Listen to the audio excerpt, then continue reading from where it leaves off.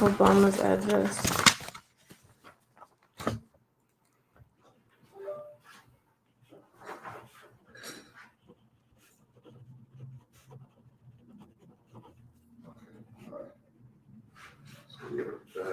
There now.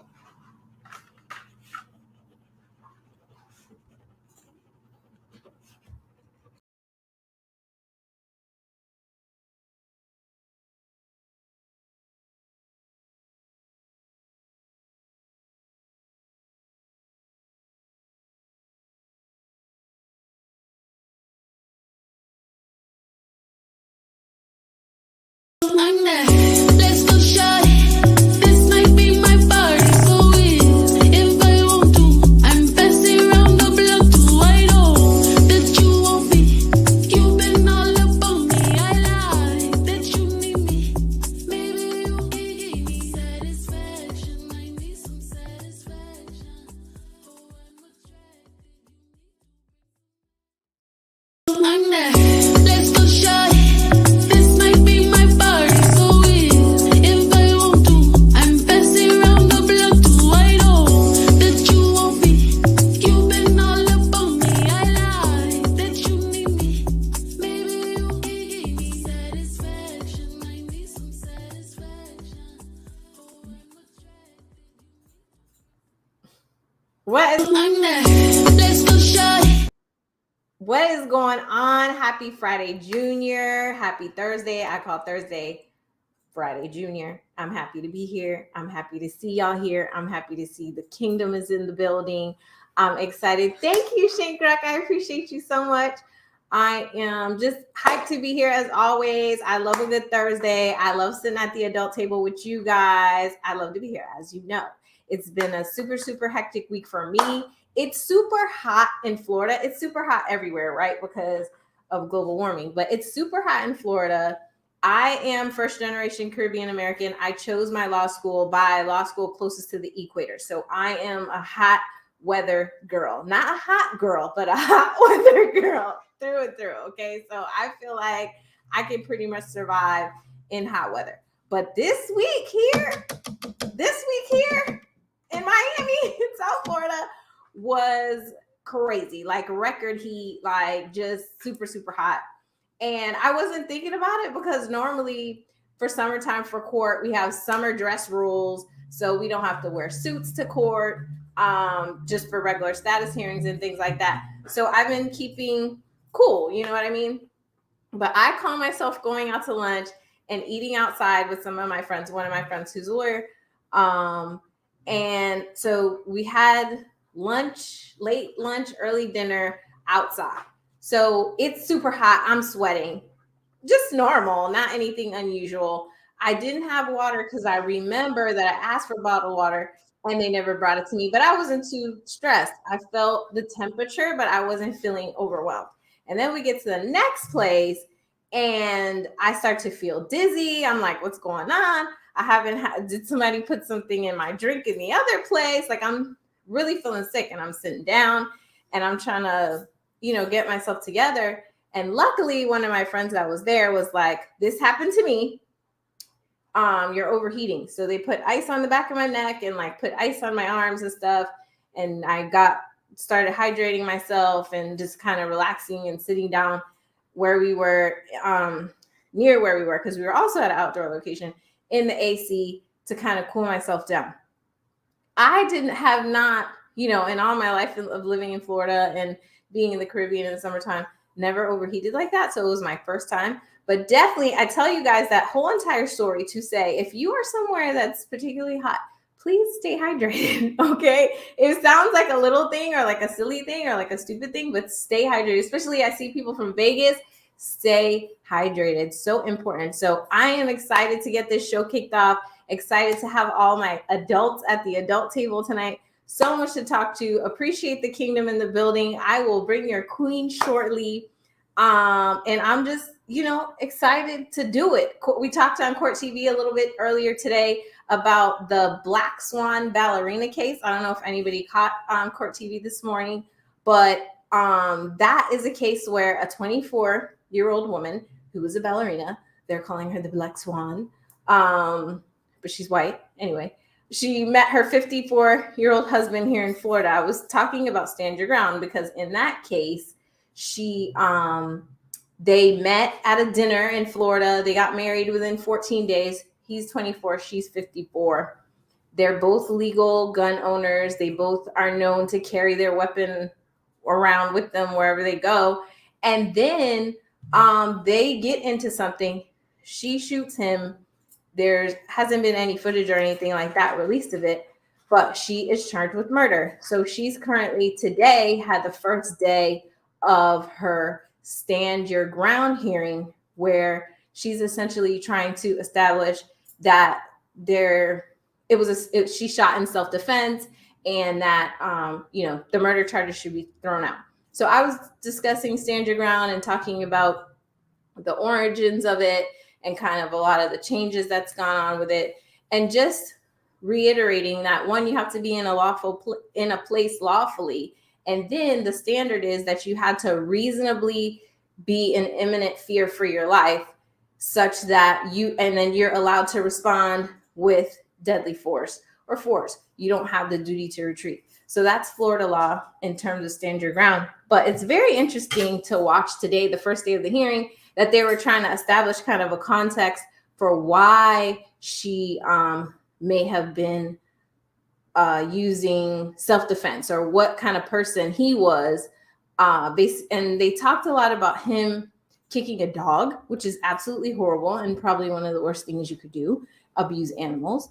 But that was some of the stuff they were introducing today in the stand your ground hearing to kind of establish this context that he is violent and not, the good guy that his family knew him as and all that stuff. So crazy case, interesting case. I will keep up with it. Court TV always has a lot of, a lot of interesting cases, a lot of stuff that you're like, what is going on in the country? Crazy, crazy stuff. There's a whole case where these two kids are getting sentenced because they killed their Spanish teacher because they got a bad grade. So it's just a lot going on in the country. A crazy, awkward kind of July 4th, because it came like after Monday in the middle of the week, but not really. And then we had to go back to work. And so it was a crazy July 4th. It was already giving weird, because I feel like as a collective, the Black people are like, we just had Juneteenth. We want to keep on them same vibes. And we was enslaved on July 4th, 1776 anyway. So what we supposed to be celebrating? But we got through that awkward ass July 4th, and we're here. We're here. Thursday Junior, amazing guests to come. Shout out to the kingdom. Appreciate all 111 of you that are here, and we're going to keep it action packed. I want to bring in my first guest, my favorite guest, to have at the adult table. One of my favorite humans, brother in the law, brother in the culture, father, husband, lawyer, rapper, director of the Center for Anti-Racism at Temple University, the man, the myth, the legend, Timothy Welbeck. So you're so kind. It's great to be back. I appreciate you. What is going on? Is it hot? Yeah, yes, it's hot. In Philly, is it hot? It's hot. I might take this jacket off because it is hot. You guys, I wonder if y'all are having these record temperatures the way that we are, because woo! It's bad. I'm glad that you're all right. I heard you said you were overheating earlier. Because first I was like, I know I'm getting old, but come on now, guys. It's not change of life yet. It's not getting change of life.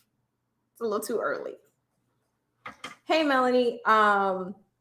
So my what the bleep person of the week, I'm pretty sure you could guess who it is. It's two people. It's two entities, rather.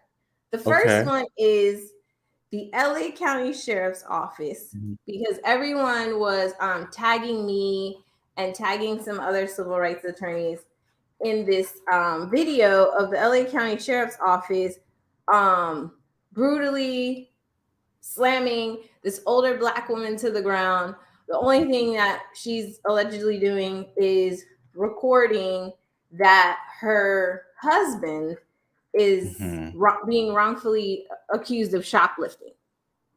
So the deputy's response to her video recording is to throw her viciously onto the ground and to accuse her of resisting arrest, spray her with Mhm. pepper spray, and then put her in handcuffs.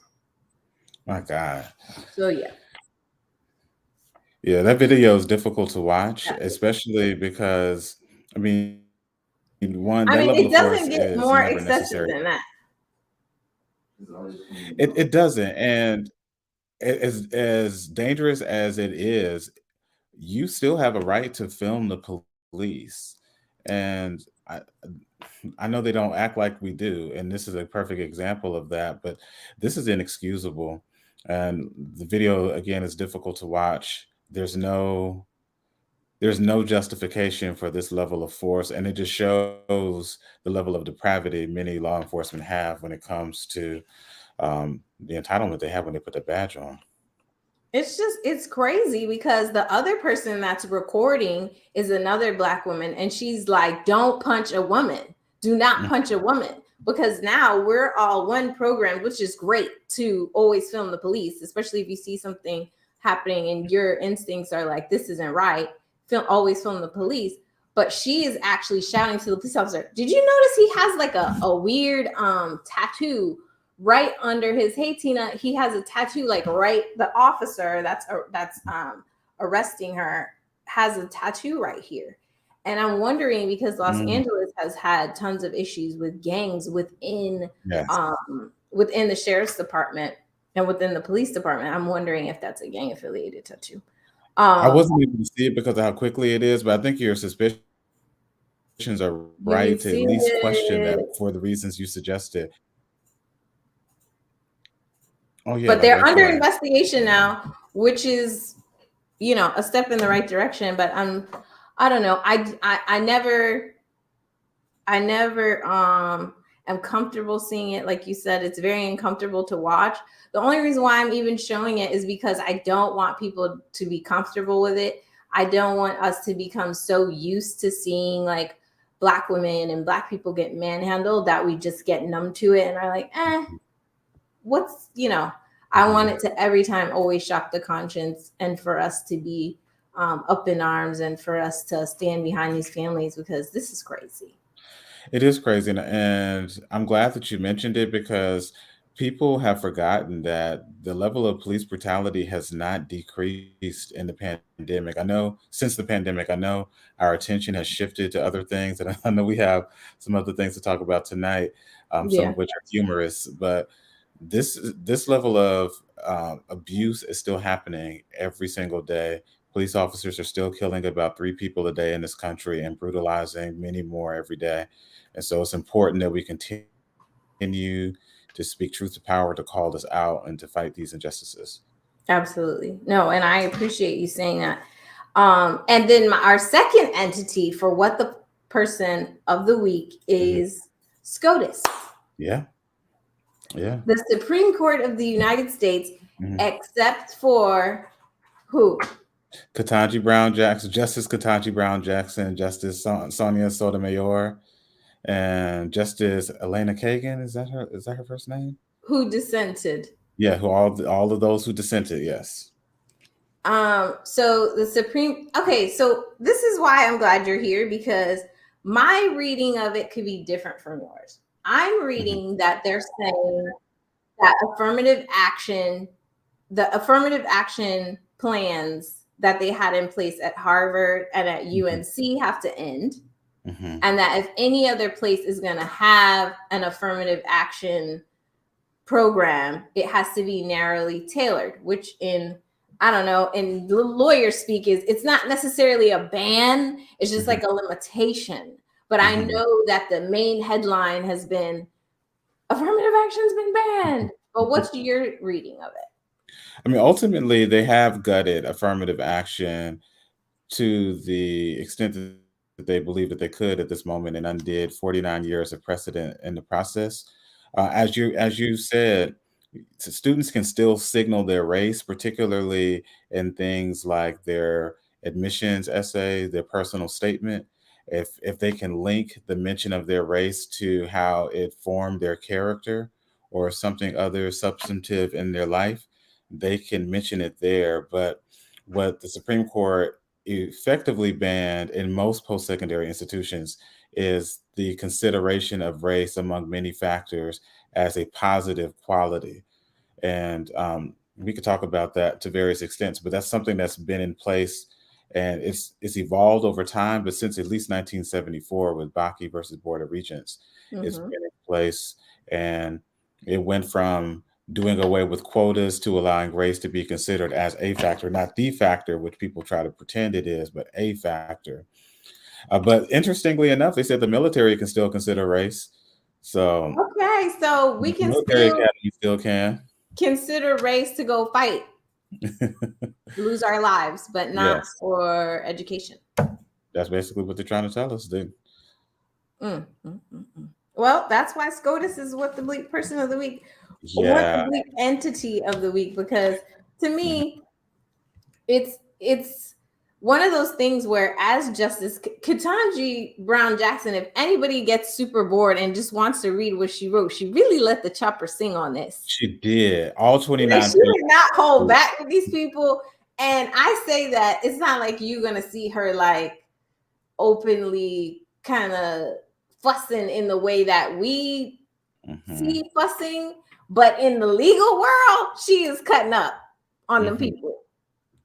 She is, and she let them know that their arguments are full of holes, that their motivations are clear, and that all of their talk of originalism and stare decisis and all these other things that they want to put forth are meaningless, and that they had a desired end, that they achieved it, and that they reverse engineered it with circular reasoning at best. But yeah, she like you said, she let the chopper sing, and I was here for all of it.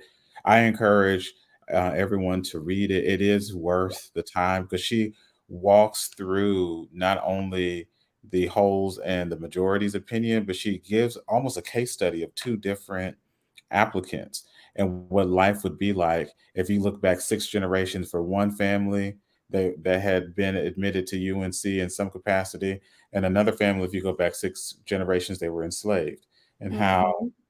there are things that should be considered historically as it relates to those two families that just is no longer permissible in the way that it was. Right. I mean, I'm happy she's up there. I wish we could get 4 more of her. And then, maybe we start to be a little more balanced at the Yeah. Supreme Court. But we definitely have to, as a people, keep our eye on that. Keep Yes. our eye on our local judges for sure. I have arguments in the comments on social media all the time with people about voting. People like, oh, if was going to do something, then we've been voting. We have not amassed the political power that we need to succeed. Okay. So we still got to keep on working on that. That's why the voting is important.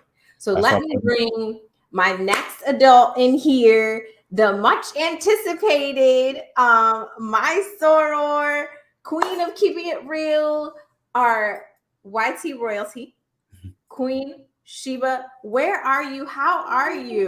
Yes, Queen Sheba in the yes, building. it's all things at the adult table. Can I have a Yes. drink at the adult table? Listen, we grown. We Yes. grown. We Yeah. grown. That's Thank why you we're for here. having me. Thank you.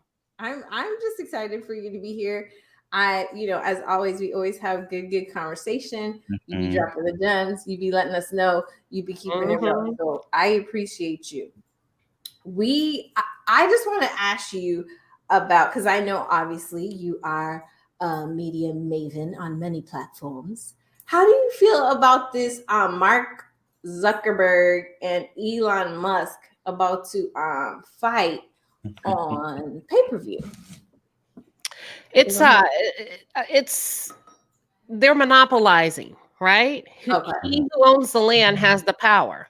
Right. Mhm. So you have timberland, real estate, and then you have social media land. Mhm. And also, when you think about the influence of media, it's a power move, it's a power play. For them to actually physically fight. To what? They're gonna actually have a fight on Oh, pay-per-view. Yeah, they're trying to get in a cage match. Yeah, they're Oh, trying no, to fight each other. I thought you meant like they were coming together to No, merge. I mean like real fighting. They're trying to get like a They're not UFC gonna fight. style You MMA. know what they cage. fight? No, ma'am. Two rich white boys. They not gonna train and fight. No, ma'am. They're gonna build up the hoopla, and somebody's going to have a family emergency and have to pull out at the last minute. You think so? Yes. Yeah. Okay. Yes. I'm If not a Elon fan knows of what's it, good so. for him, he will back out. Quiet as it's kept, Zuckerberg has been doing mixed martial arts training for a few years now. He'll beat the brakes off of Elon if they actually step into a cage together. And if they fight, Elon Musk will pay the refs off underneath the table to call it on his side. I would You know, not put it past him. Thank you. He think it's a joke. They not finna fight. Okay, so what about now they got Threads court. There is a threat of a lawsuit, Twitter threatening Threads with the lawsuit. Mhm. Essentially the same people, because they Instagram just released Threads, which is like the Instagram Twitter version, Twitter. So they mad at each other about that. You know, it's I don't know why, because they've been copying us for years. So why you mad? You built this thing for free. It ain't no fun when a rabbit got the gun. So now that somebody's moving you on you want to file a lawsuit. You've been taking away from us for years and calling it your own. Can we pause there? I mean, we can click off. That's enough. We've given the people enough tonight. She said we gave them enough. We gave them enough. We can lie. Like literally, the adult table has served up. Listen, the colonizers are over here wanting to fight each other in cage matches, and they're arguing in civil court over the apps and the technology. Girl. Timothy, isn't there a movie like this? The two top villains. I mean, this is the whole plot of Social Network. I mean, this is how Zuckerberg started Facebook to begin with. The idea wasn't his to begin with. He took Friendster from some of his Harvard classmates or something along those lines and manipulated it some, embellished it here and there. And so, like Queen Sheba said, this, especially in the technological world, especially in social media, there's nothing new under the sun. People are routinely borrowing ideas. And I use borrow very loosely. You call it biting. I mean, we could literally go back to The Matrix, a series that a Black woman wrote, and you stole it from her after she pitched it, and you tied her up in court for a number of years because you didn't think she had the financial capacity to fight back, but God said differently. So I mean, we can just go on and on, but now you're mad because somebody has gotten close to your side of the fence when you've been crossing a line for a number of years. Big We mad. can take it all the way back. Very mad. I posted on July 4th that I didn't think America deserved to have a birthday party this year. And I wasn't trying to be funny. I was, because obviously I believe in the promise of America. That's why I'm here. That's why, I'm a lawyer. So I believe in the promise of America. And I say that like rough. And as a parent, like when your kids are just wilding out and being crazy and then they ask you to buy them something, it's like, no, you don't deserve that. No, you didn't give no justice for Shanquilla. Y'all got, Charlicia all messed up in Chicago. Come on, Aja K. Come on, like we had to go march for a couple of days for you to go arrest the lady that shot Aja K. Owens. Like we could go on. All the victims of all the mass shootings that have already happened, and we only in July. Only in July. And you still body slamming Black women to the ground that have cancer. I mean, can we pause? Okay. But then you want a birthday party. I'm like, okay. Huh? No. She said, and then you want a birthday party. Yeah. What? Yeah. Huh? No cake for you. No cake for you. Okay. A mess. Got SCOTUS messing up precedent. We're definitely going to talk about this when I have the mayor come on. Trump giving out Obama address. It's giving too much. Did you see that? Did they? Yes, I did. Yes, I did. Okay. White House. That's what they need to be giving out.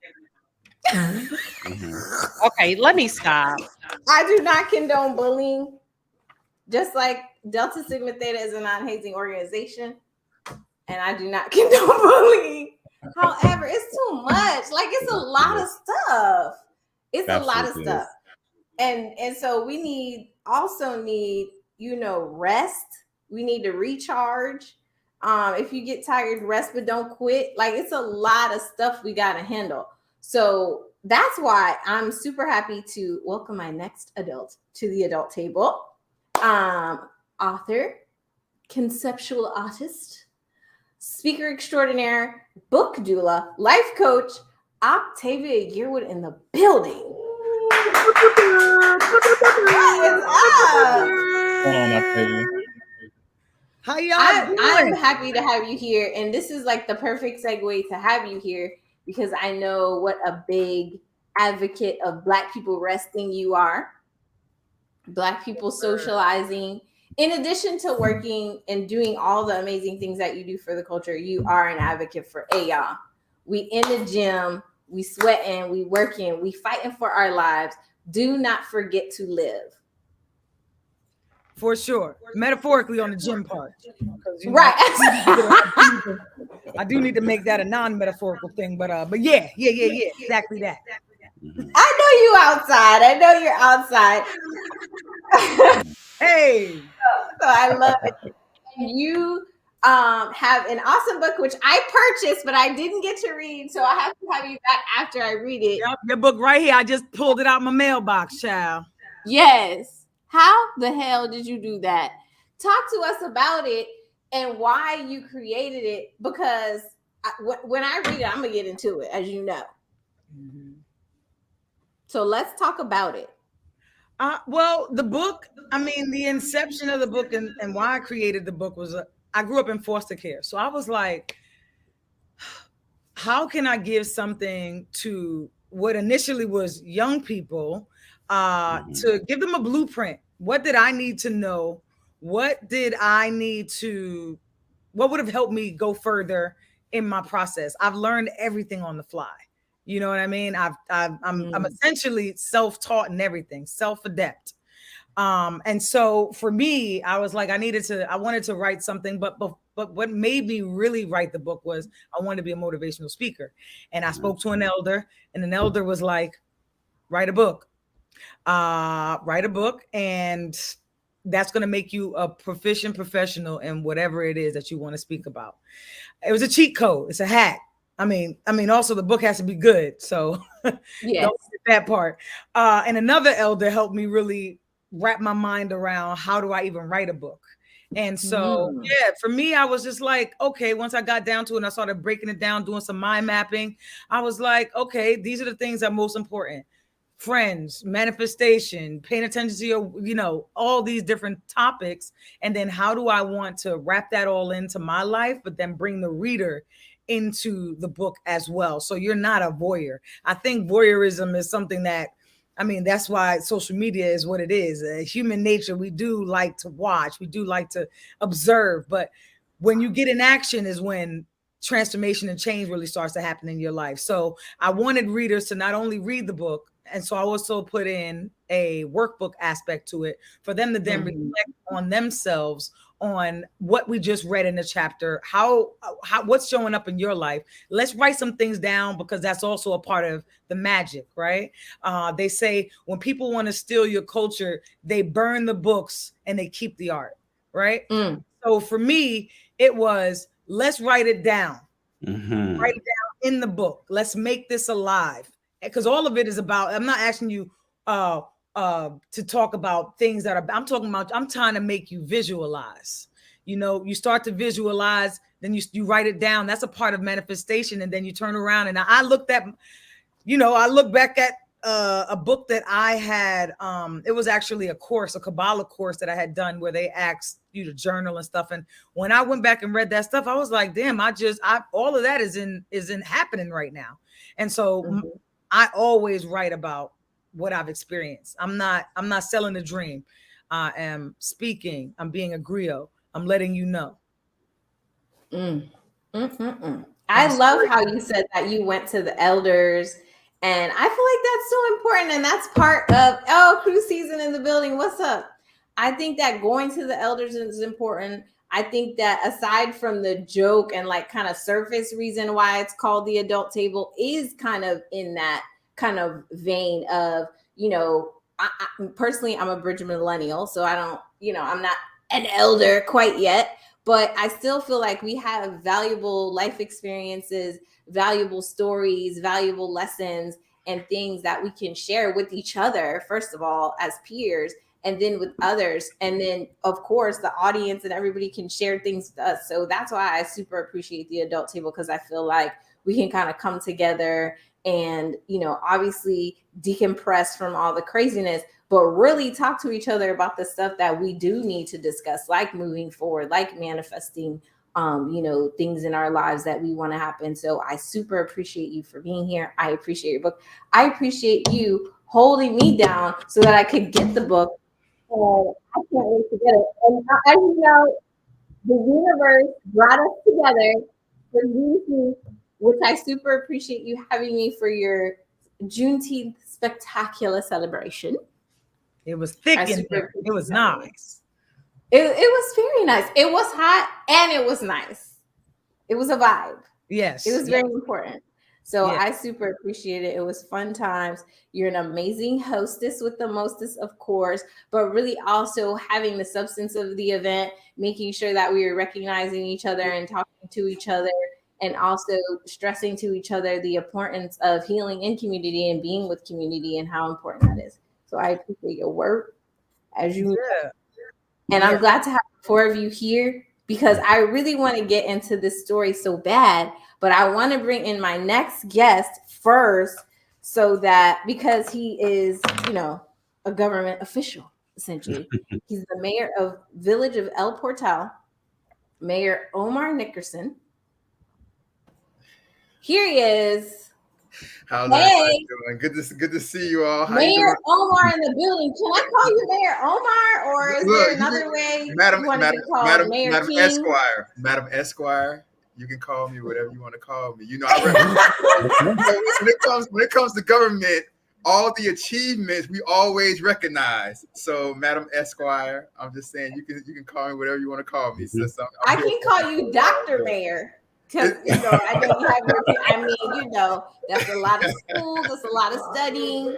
So I just call you Dr. Mayor. Well, I appreciate you guys can just call me Omar. It's perfect. I appreciate it. It's all good. Either way, it doesn't humble. matter. We got to keep it humble. So we have Timothy here, we got Queen Sheba, we got the Kingdom in the building, we have Dr. Mayor Omar Nickerson and Octavia Yearwood. We are shaping up. I have one more guest.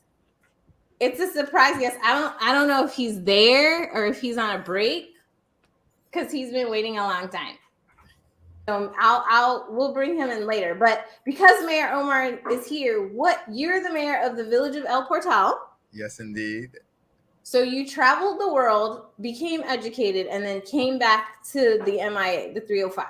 Yeah, so I born in Miami, born down here, and so I went to University of Miami.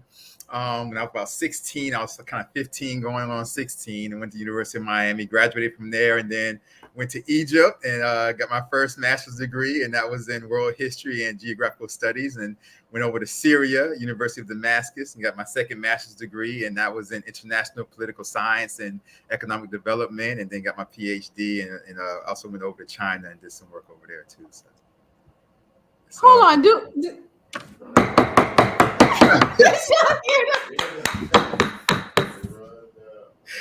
So Dr. Mayor humbly told y'all that he went to University of Miami when he was 15, 16, and then slid over to Egypt right quick, and then slid over to Syria right quick, and then was like, you know what? No place like home. So basically, that's how I went. Now, let me say this though.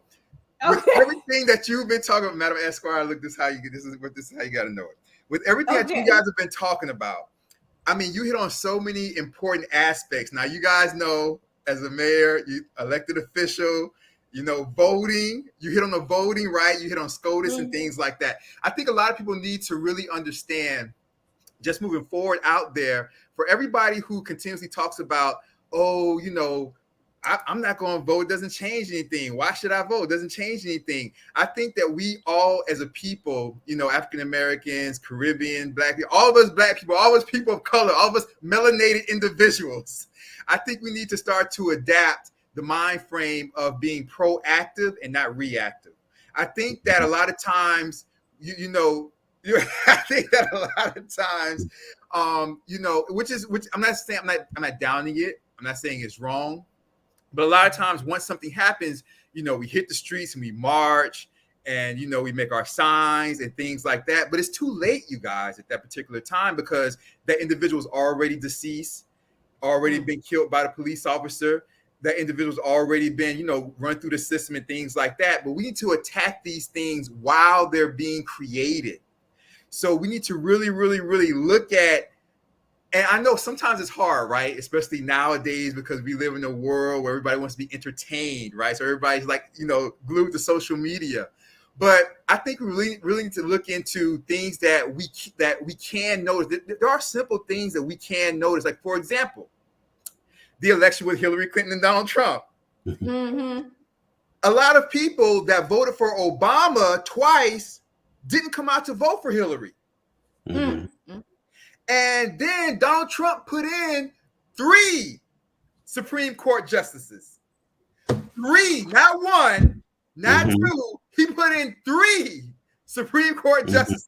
So now you turn around and they're doing things like, and if you guys think that, they took that little slice away from affirmative action. And I've never been in conspiracy theories. I'm all about logic. I'm all about numbers. But it starts like that, where they take a slice away here. And then about 5-6 years from now, you'll hear about another case. And there'll be something else that they take a slice away from. And then about 3 years after that, there'll be another case. And they'll take a slice away from something else. All because people allowed Donald Trump to put in 3 Supreme Court judges, because I'm not going to vote for Hillary. I voted for Obama, but hey, F Hillary. She don't make me move like Obama makes me move. What do you think about the midterm elections? Because my struggle is always midterm elections. Like, I know that people, because those presidential elections are the most expensive, they have television ads. Well, local elections do too, but people focus on that and they're like, well, I don't like this person, as if it's a popularity contest as opposed to a fight for your life. But whatever. I don't like them, so I ain't going woo woo woo woo. But midterm elections, how did we end up with the Satan in Florida? Sister Robinson. So many people you will hear say, man, see, this is why I don't vote. Because Obama really ain't changed nothing. Obama really ain't do nothing. First of all, Obama saved us from a second depression. Great Depression. Okay. If everybody, and people have such a small, short memory. People forget how the economy was dropping under those last months of George W. Bush. People also forget that George W. Bush got us into a war in Iraq where they did not have weapons of mass destruction. And we were spending trillions of dollars per month in that war that Obama took over. So Obama saved us from a second Great Depression. Not only that, Obama gets in, he only had that Congress majority for 2 years. To your point, Sister Robinson, because at that first midterm, after his first 2 years where he passed Obamacare, in that first midterm, he lost control of the Democratic controlled House. That was it. So then for his last 6 years, he had to deal with Republicans that wouldn't give him anything. They wouldn't put through anything for him. So then you come out of the 8 years and you have all of our people saying, see, this is why I don't vote. Under Obama ain't changed nothing. So what? I know. I shouldn't say it like this. But if you idiots would have just voted, the same people that voted for Obama in the presidential elections that got him elected, if y'all would have voted in the midterms, he could have had the support he needed for his entire, or at least his majority of his presidency, and then he could have passed what you guys would have wanted him to pass.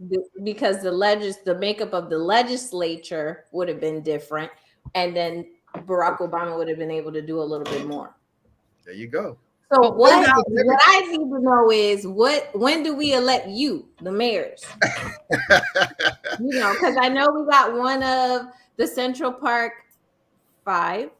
Yes. As a mayor. Yusuf Salam. Right? He's a councilman, city councilman in Harlem. Councilman. So we need people to understand the importance of their local elections, their local judges, their local councilmen, their school board, their mayors. So very important. Governor. So very important. I mean, first of all, look at the school board. Look at Governor DeSantis. I mean, need I say more? Need I say more when it comes to that? Not only if you look at the school board and look at Governor DeSantis, but also when you're talking about the local elections, let's go back really quickly. Let's go back to something that hit us all. Let's go back to something that we all had to put up with and we all felt pain from. Trayvon Martin. That whole stand your ground and the way that happened with George Zimmerman, with Trayvon Martin, that was passed through not at the national level. Stand your ground was a Florida law. Mm-hmm. That was passed through at the state level. Right. So the local elections are everything that affects you personally on a day-to-day basis.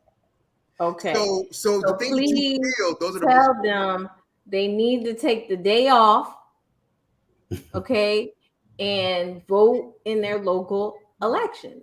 Mm-hmm. All you have to do, Sister Robinson, is look at our history, look at our people, but not only look at our people when it came to voting rights, look at how, when something's important, when you look at how hard the opposition fights against it. Yes. When they killed MLK, when they were against Malcolm X, when they were against the Freedom Riders, when they were against the Black Panthers, when they killed off all of our leaders throughout that era, why was it so important to them for us not to be able to vote? And that tells you how important it is for us to vote. Right. No, I'm with you. I want to bring in Anthony because he's back. Here he is. Hey, buddy, how you going? What's going on? What is going on? Thank you, Anthony Martin. No problem. What's going on? What are we talking about? Medical expert extraordinaire. You actually came at a good time, at a good break, because I wanted to talk about this earlier, but there was some cocaine found in the White House, right? And so I wanted to ask you, since you're in the medical field, is there any medical reason for a bag of cocaine no, ma'am, to be just laying around in the West Wing? Is it because I know back there used to be rumors like it was in Coca-Cola, people used it for their teeth. I'm trying to see, is there any medical reason approved by the FDA that you are aware of? Not one. Not one. Okay, I try to keep up with what's happening. That's why I asked you. You're a medical expert, because I'm waiting to find out. Octavia, is there any reason you could think of? I heard it gives you energy, and I heard the presidency is a very, very draining position. So, I mean, let's call a spade a spade. They like to party. There was a wild party. Somebody got it in. There was a higher up that could make the call. But what happened is when they did a clean sweep, they forgot that little bit of coke. That's actually not really a little bit. This is the picture of it. This look like that's not a real picture. Andre was crazy with the Okay. So they get down what they get down, just like anybody else, but they're proud to use coke as opposed to being a crackhead. It is what it is. So that was a higher up that called in that, right? That cannot come in without approval, without a guard or somebody turning the other way, a camera or something. So we know what time it is. Somebody's having a good old time in the White House. Crazy. But like they still human. They can't take. I mean, I don't personally, you know what I'm saying, indulge. But I mean, but like they also like, are we reprimanding them for doing their extracurriculars though? Like, I mean, like I'm definitely somebody who feels like just because you're at a position doesn't mean you're not human, and you know what I'm saying? Like, so what are we again? Yeah, what are we saying? Are they not allowed to? You got to be straight edged, and you can't, you know, because these people. We live in Florida. If they found a bag of cocaine in the White House when Obama was in there, they would have impeached him. Yeah. Okay. You think they would have impeached? That's impeachment. Yeah, absolutely. Impeached. Oh, they would have been crazy. No question about it. Well, you know, it's their people. You know what I'm saying? That's what they do. You know what I mean? He told you guys it was something wrong. 100%. 100. I always say when you look at like Trump, anybody after Obama could not have gotten away with a 1,000th of a percent of what Trump got away with. Not a 1,000th of a percent. If he would have said one of the things that Trump said, even with the grab him by the, if he would have said that, his whole candidacy would have been done. It would have been over, completely done. And so, absolutely, if they would have found Obama with Fox News, if they would have found Obama with cocaine, the whole thing would have been, of course, the first black president. White House, just rumor. Because it was in the West Wing, like in a cubby, allegedly. Come on now. So it's like, it's in the White House, so it's not directly linked to the president. But I can only imagine how the news some story. They would have said he was a thug. They would have went through his records and said how many gangster rappers does he listen to.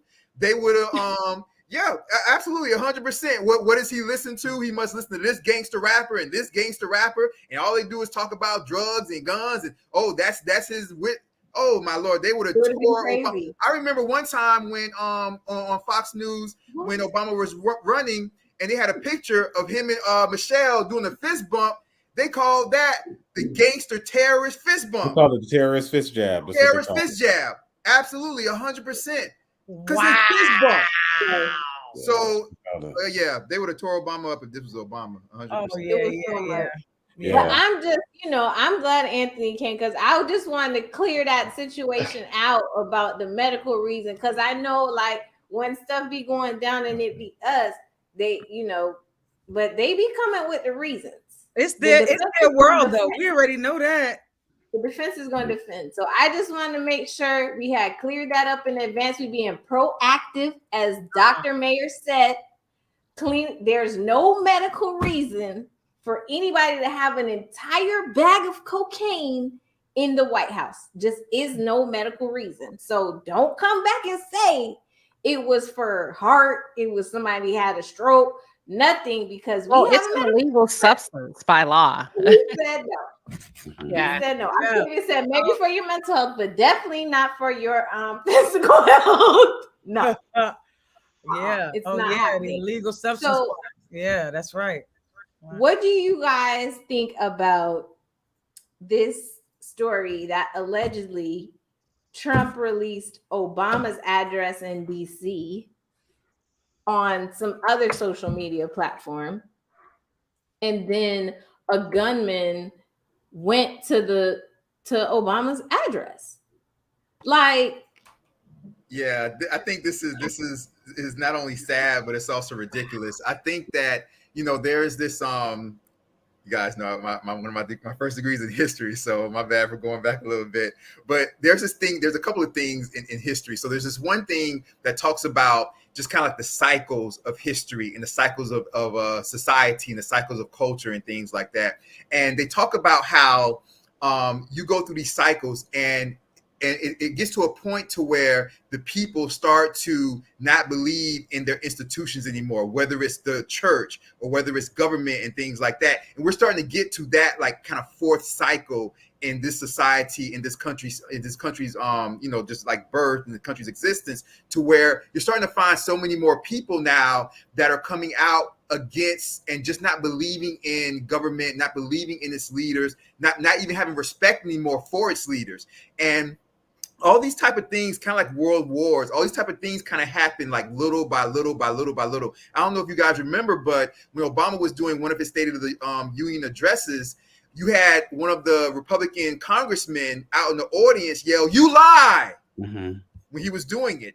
And those type of things you didn't see doing like Ronald Reagan or Clinton. You didn't see those type of things during Nixon or even Well, Kennedy. they was or white, Johnson. so there's that. But So yeah, so so you didn't see those type of things, but you saw, countries are created and then they settle down. So you saw the creation with like, George Washington and all of them. And back then you used to see like duels and stuff like that. Then everything settles down. But then through these cycles, it gets to the fourth cycle where then you find more people now, don't believe in the institutions. You find more people than ever, like they're not religious anymore. They're not going to church anymore. They're not believing in the church like it used to be. And even smaller institutions like marriage is down to the lowest it's ever been now. So there's all these type of institutions that people are no longer believing in, and the respect for the government is part of that. And so with Trump releasing that, then you have these men showing up, or the man showing up with guns. This all dates back to like the Tea Party, you guys. If you remember the Tea Party. Yeah, this all started back then with the Tea Party. I would say it goes back even further than that. What I'd say, just succinctly, Obama ascending to the nation's highest office was seen as an affront to our social order. And to see a Black man in the White House, a Black family in the White House, uprooted so much of what had been laid underneath this cloud of civility. And so much of the polarization that we see right now is a direct response to white people feeling disenfranchised from the fact that a Black family achieved the unimaginable. And what Trump did right there is nothing short but an incitement to violence. To put out Obama's address, knowing that his supporters have threatened Obama before, knowing that his supporters have used symbols to threaten him. And while he was in office, GOP leaders were saying things like pray for the president, but were using scriptures talking about let his wife be a widow and his children be fatherless and things like that. He knew what he was doing there, in the same way that when he told people to appear at the Capitol on January 6th, he was inciting people to violence. He knew what it was, and people need not play with it. The fact that someone showed up is an indication that people took that seriously. And we're going to continue to see an escalation of things like this, in part because there's no enforcement of the rule of law right now. When you've got thousands of people who can storm the Capitol and threaten sitting lawmakers and try to overthrow the government, when you have people who threaten the family of the former president of the United States and they can walk around with impunity, it's only but so long that you can placate and pretend to engage in assassinations or overthrow of the government before people actually succeed in doing so. So it was despicable. Like if it was anybody else, they would have charged him with even like minor summary offenses, but there's a litany of different things that you could do. Even the publication of private facts is enough right there to potentially warrant some type of consideration. But yeah, what Trump did was reprehensible, but it doesn't surprise me that he did it though. And think about Esquire Welbeck. Think about what you're saying with and you're absolutely right. It started with the Obama presidency, and that was the Tea Party. You guys remember that's when the Tea Party kind of arose from that. But think about how crazy it is what we're really discussing right now. We're not discussing, Joe Blow from down the street doing this. We're discussing a former sitting president. Like, think about how crazy that is. No. I think you're giving people. So let me jump in here. Go ahead, Queen Sheba. So when it comes to them, they don't care if you're president. They never care. So why are we waiting for permission? Why are we waiting for people to acknowledge our positions? Violence begets violence. You come to my house, I'm going to stand my ground. Why are we expecting these people to give us the red carpet that they give to themselves when they are removing affirmative action? And sometimes we get too wrapped up in the politics. And we kind of remove ourselves from reality. The reality is they do not see you, not all the time, but in many situations as equal. So what if you're a president? I can still do what I want because I have a privilege to.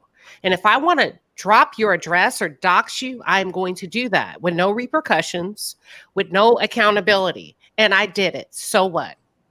I 100%. I agree with you, and I have something to add to that. But I wasn't saying. I think that everybody kind of like read me wrong. I wasn't saying that they did this to Obama, a former. I'm saying a former president, Trump, called like put. That's what I'm trying to say. Like think about how low that is. That's what I'm trying to say. It wasn't George Bush from down the street. A former sitting president. Low. How did you elevate him to where you had to bring him back down and say that's low? How did he even make it up to the top? We didn't elevate it, but it shows going back to those revolutions. It shows how low the office and the seat of the presidency has sunk and how it's viewed. It's been that way. When we were enslaved as people, it's been that way. It's never gone up.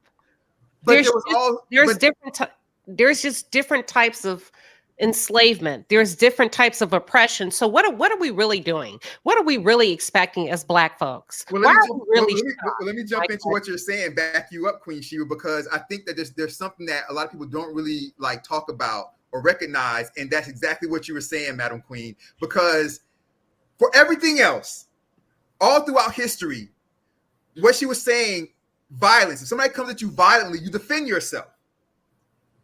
When 9/11 happened, how did the United States defend itself? To go to war. When anything happens, the U.S. defends itself.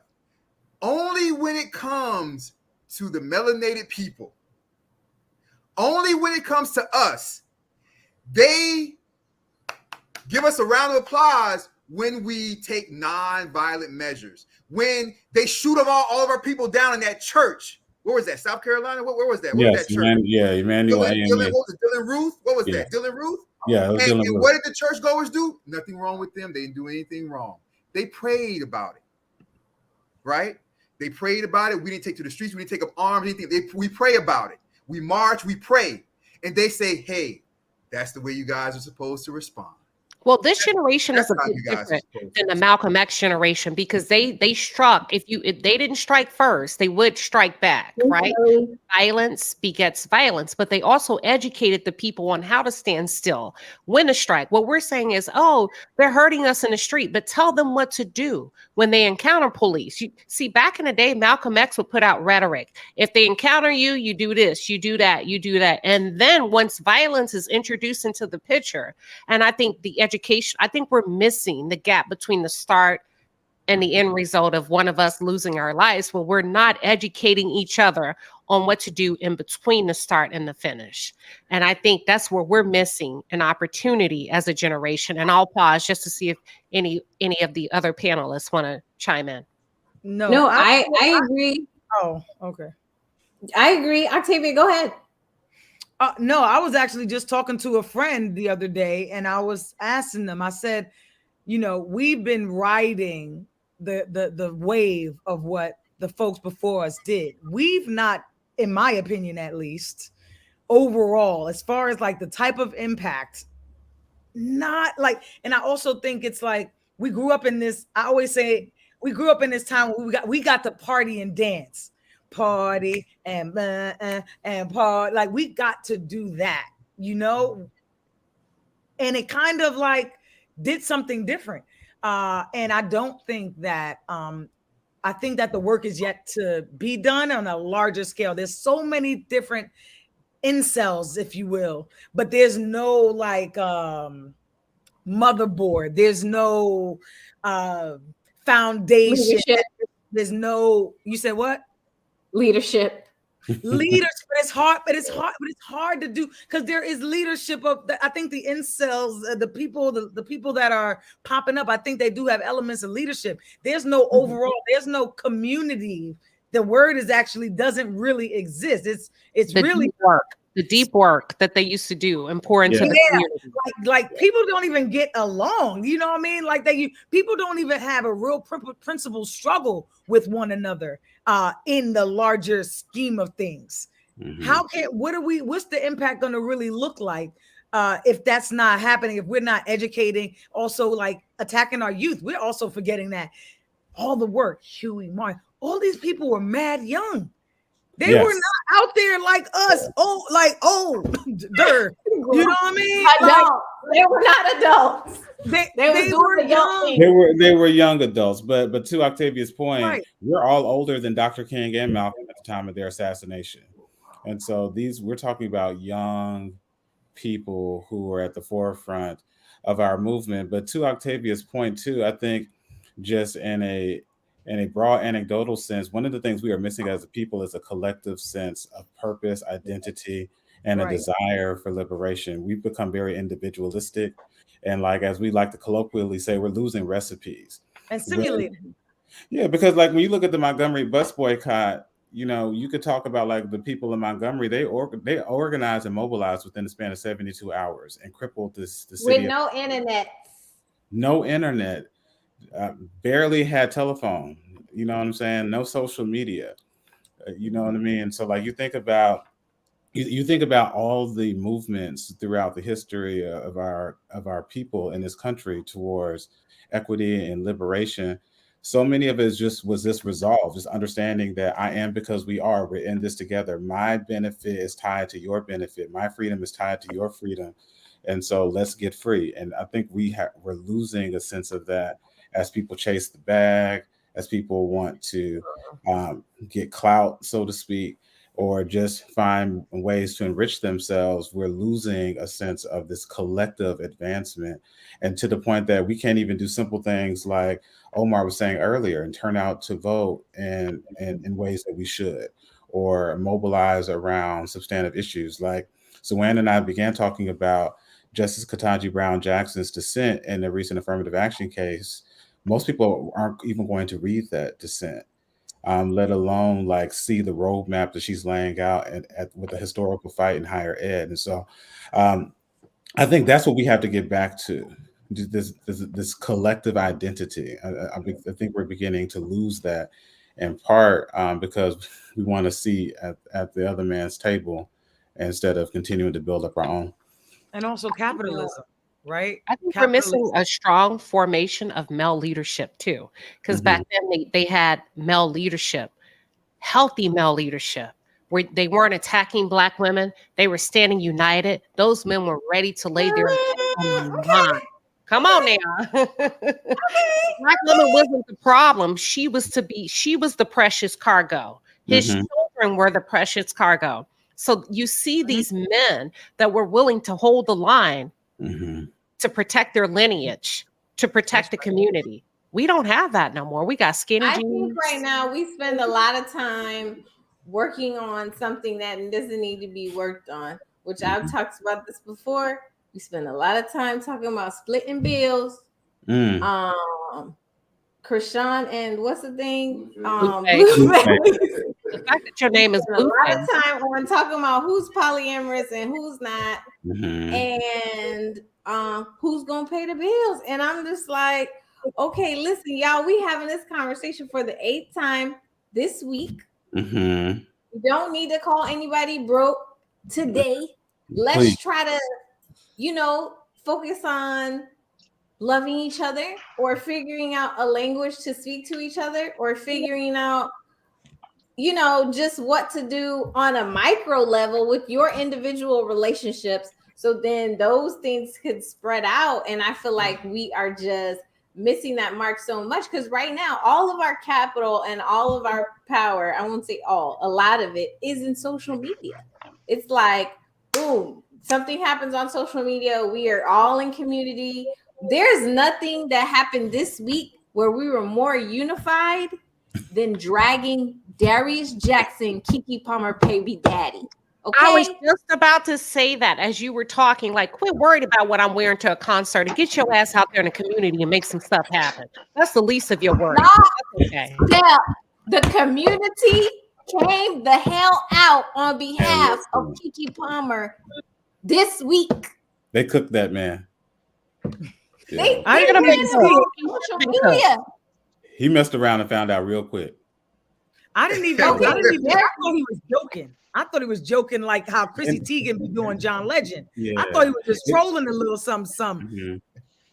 Yeah, Yikes. that was one of the more unfortunate parts about it To all. explain it to anybody who hadn't seen the Yeah, story, go ahead, Sue. Darius Jackson is Keke Palmer's partner, the father of her child. They're not married, but they're together. And Keke Palmer went to see Usher in Las Vegas residency, which is a new mecca. You got to see Usher in Vegas if you black. There was a time where we had to go to Tulum. We're not going to Mexico no more, y'all. Okay, we didn't talk about this before. But everybody want to go to Vegas. Everybody see Usher. Listen, Usher is unproblematic. The people be bringing the problems to his show. Chris Brown tried to act up last time. This time, Keke Palmer is literally at the concert in the VIP where she probably, I don't know, paid $7,000 or $8,000 to be. So Usher gonna pull up. He's gonna pull up and see Auntie Patty went there. He went to see my Auntie Patty. That's what he does when the celebrities are there. He serenades them. He makes them feel special. He makes all the guests feel special, but he definitely is gonna show love to his fellow Hollywood queens and musicians and things like that. Keke Palmer is there. He's having a moment with her, serenading her. She posted on her page because she's amped up. Oh, you know, as I would be too. As anyone would be, because you see how even like the male artists and celebrities and stuff, when they see Usher like doing the skating and stuff, they're amped up. They want to skate. Like Usher is a vibe. He's a vibe. Okay. Keke Palmer posts on her page the Usher serenading her, and her own bitter baby daddy is gonna post or comment under her post, "It's your outfit. You are a mom." Okay, listen, I can tell you personally, who she has decided to date and procreate with, that's her business. I'm not in her business. I think she's awesome. Obviously, she's Akilah the Bee. We gonna protect her at all costs. My take on him bringing us into their personal life and conversation is I didn't want to be in their personal life and conversation, but since you're bringing me into it, I don't understand why he would feel like he needs to publicly have a conversation like that and be serious about her and then double down and come back and say, oh, well, I have the right to have standards for my family, and why are people saying stuff? Because he has standards of what he thinks his family and how she should go out. Okay, listen, I'm with you on having your standards. I'm with you on being head of your family. You're not married, but hey, listen, you know, maybe you don't believe in the paperwork and with the government or whatever, or Keke people still drafting the prenups, because one thing about Keke, she's proactive. She gonna get her bag and she gonna make sure the paperwork is due and in order. So, okay, cool. You want to be the moral right baby daddy. I'm not gonna hold you. All I'm saying is, as Queen Sheba was saying, we got stuff going on in real time, right? Your wife is at the intersection of race and gender and already dealing with oppression. Why are you jumping in the shit? And publicly Why too. are you jumping in? It's like, listen, if you got anything to say to your person too, I do believe that it don't need to be put up on no Twitter space. Talk to me. And also, where was you at before she left the crib? I mean, maybe she just, well, I guess maybe she was traveling and whatever. She brought her back. But like, you talk to them. If you really got a problem, you just have the conversation later. You don't get on and then try to shame her talking about you a mom. And you a dad. Why are you not doing something else other than on Twitter? Tweeting. Yeah, I mean, I have so many issues with it. I'll try to be brief, but like I'll begin. Yes, as a husband, let's hear it. Well, I'll begin at the beginning, and that Sue-Ann, you said it right. We should not know about this at all. Right. if this were something he found objectionable, this is a conversation he should have had with his partner privately, particularly when she is so guarded about her public persona and has talked about she does not talk about her personal business publicly. That's one. But two, no pun intended, but Darius is deeply insecure. His brother is famous. His partner is famous. The only reason why we know his name is because his brother was on Insecure, and his partner is one of our most beloved celebrities. And in this particular moment, he felt threatened because it's not about the outfit. He's posted pictures of her while she was in various stages of undress before and after she had a child. So it's not the fact that she's dressed in a way that he finds provocative. It's not the fact that she's the mother of his child, because he has posted pictures of her already like this before. And beyond that, it's not even about like some standards or something like that, because he's demonstrated that he doesn't have the traditional standards he's talking about either. He didn't marry this woman. They had a child out of wedlock. But beyond that, I think he felt threatened seeing his partner swooning over Usher. Kiki is Really? I really, Yeah, Usher. Yes, I'm really- gonna have to ride with Timothy, but go ahead, Timothy. I Usher really, been chilling. but Usher here's been the thing. I don't think, minding his business. He got small kids. He Yeah, in but his see- relationship. No, I'm coming. Yeah. I'm coming behind Timothy. So, Timothy, Ann, preach, let him cook. to your point, just a couple things, and I'll wrap it up. I don't think Usher meant anything by this, and I don't think Kiki meant anything by this. Usher does this, as you said, with celebrities and with casual fans and the like. He does this every single night on his tour. Right. Okay. Every single night, he goes into the audience and serenades an audience member. Sometimes it's an A-list celebrity, sometimes it's an average concert goer, but he does this every single night. But I think it was the fact that Darius saw Kiki swooning over her. And I'll tell you a quick story. So there's a basketball player, Sergey Ibaka. He's a professional basketball player. He's a chef. He has a podcast where he like cooks meals and eats with like a guest. He brought on Kawhi Leonard, one of his former teammates. He asked Kawhi Leonard, "Who is your celebrity crush?" And Kawhi said, "I'm not going to disrespect my girl like that." And then Sergey is like, "Yo, it's an innocuous question." And Kawhi said, "It's not, because we're not average men. My celebrity crush is within reach." And so like in this particular moment, Kiki's not your average concert goer. If Kiki wants to, she can get in contact with Usher. She's not going to, from what we've seen demonstrated by her. But I feel like Darius saw this. Darius felt threatened and insecure. And he was like, "Oh, this isn't just a regular dude. This is like this is not a Usher. regular dude, and and my partner is behaving in a way that makes me feel uncomfortable, makes me feel insecure about my stature." Again, because like we don't know anything about who he is or what he does aside from his proximity to two famous people. And here is a generational star having this public moment. And like honestly, like this moment happens, everybody sees it, everybody moves on. Nobody's thinking about it until he tweets it. And then to Octavia's point, some people thought he was joking and were ready to move on again. And then he doubles down, and that's why, like, oh, you're gonna be a fool. You know what I'm saying? Like we can be foolish with you, and that's when all of this happened. But ultimately, I think this is stemming from Darius being insecure, particularly about his status, and also the attention that Kiki is getting. Like the glow up that she's had since she's had this child. She's getting a new level of attention that she has not gotten before. We've always loved Yes, Kiki. because mommies matter, period. We've always loved Kiki, but now people are talking about Kiki in ways that they have not talked about her before. And I think he already felt threatened by that. And then this caused him to lose his mind for 5 minutes. And now he might mess around. I think he forgot. I think he thought he was the prize. Yeah, if you go back and look at his pictures with her, she was very bare.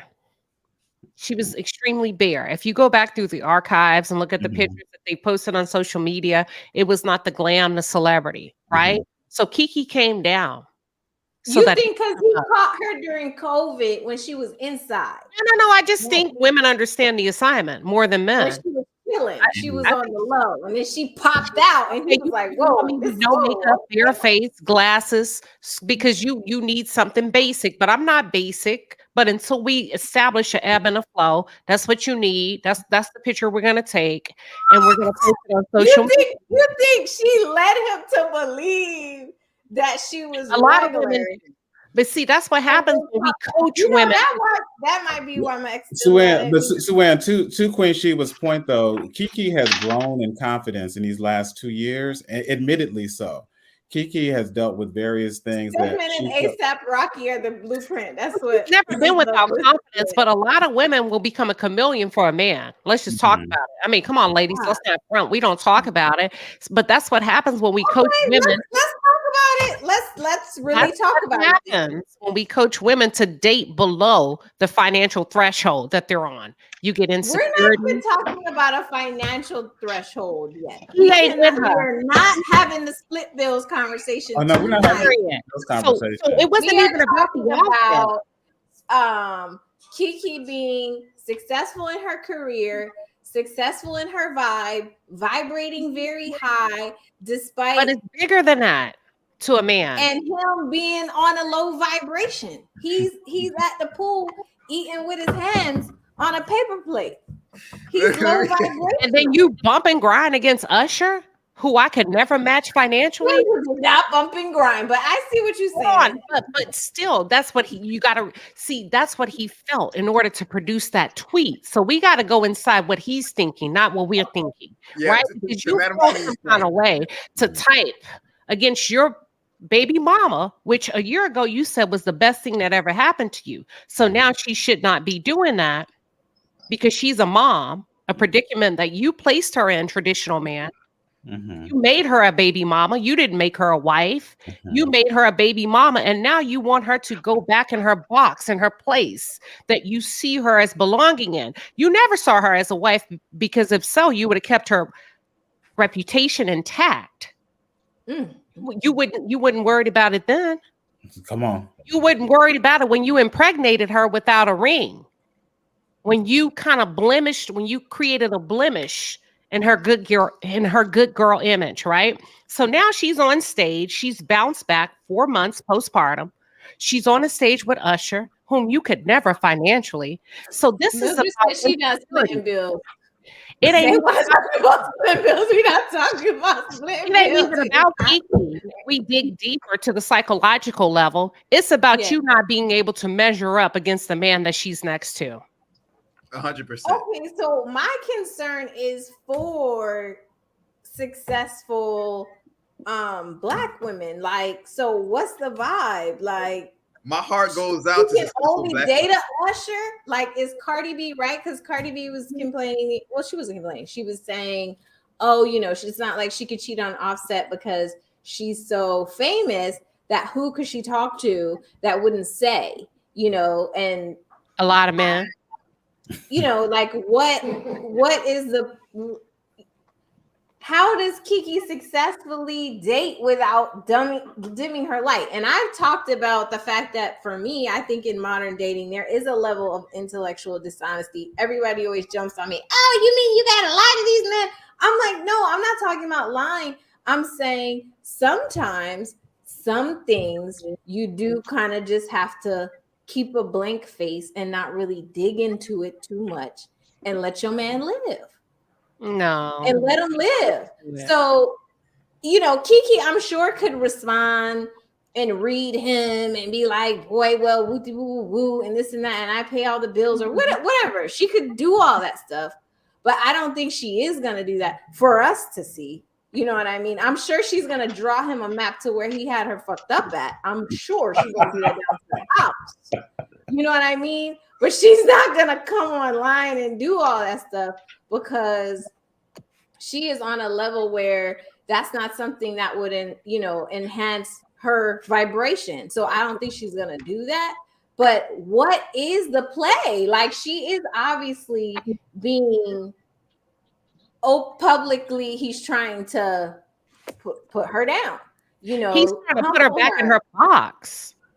It's a display of control. I'm going to play on you being a mom to check you. so that you can go back and sit in the box that I put you in. So what happens is she never knew he thought that way, right? I'm going to impregnate you because I'm the prize. I'm so and so's brother. I'm light skinned. I got good hair. You should be happy. You should be happy to have me. For a number of years, I ain't never seen no man claim you publicly. So here I am on the scene. You're Keke Palmer, but you ain't never had one like me, right? I And think he had a pregnant girl when they got together, but I'm not sure. Not like overlap, but I but think he a never girl. had no Keke. But Keke forgot who the hell she was while she was picking. It was Right. COVID. It was COVID. To be fair, a lot I of don't people care. Women are still responsible. We still got to hold women accountable. I mean, it could be COVID. It could be what? support me. It was COVID. It's still not an excuse. Listen, a lot of those COVID relationships had a rude awakening when the world opened, and nobody is immune to it.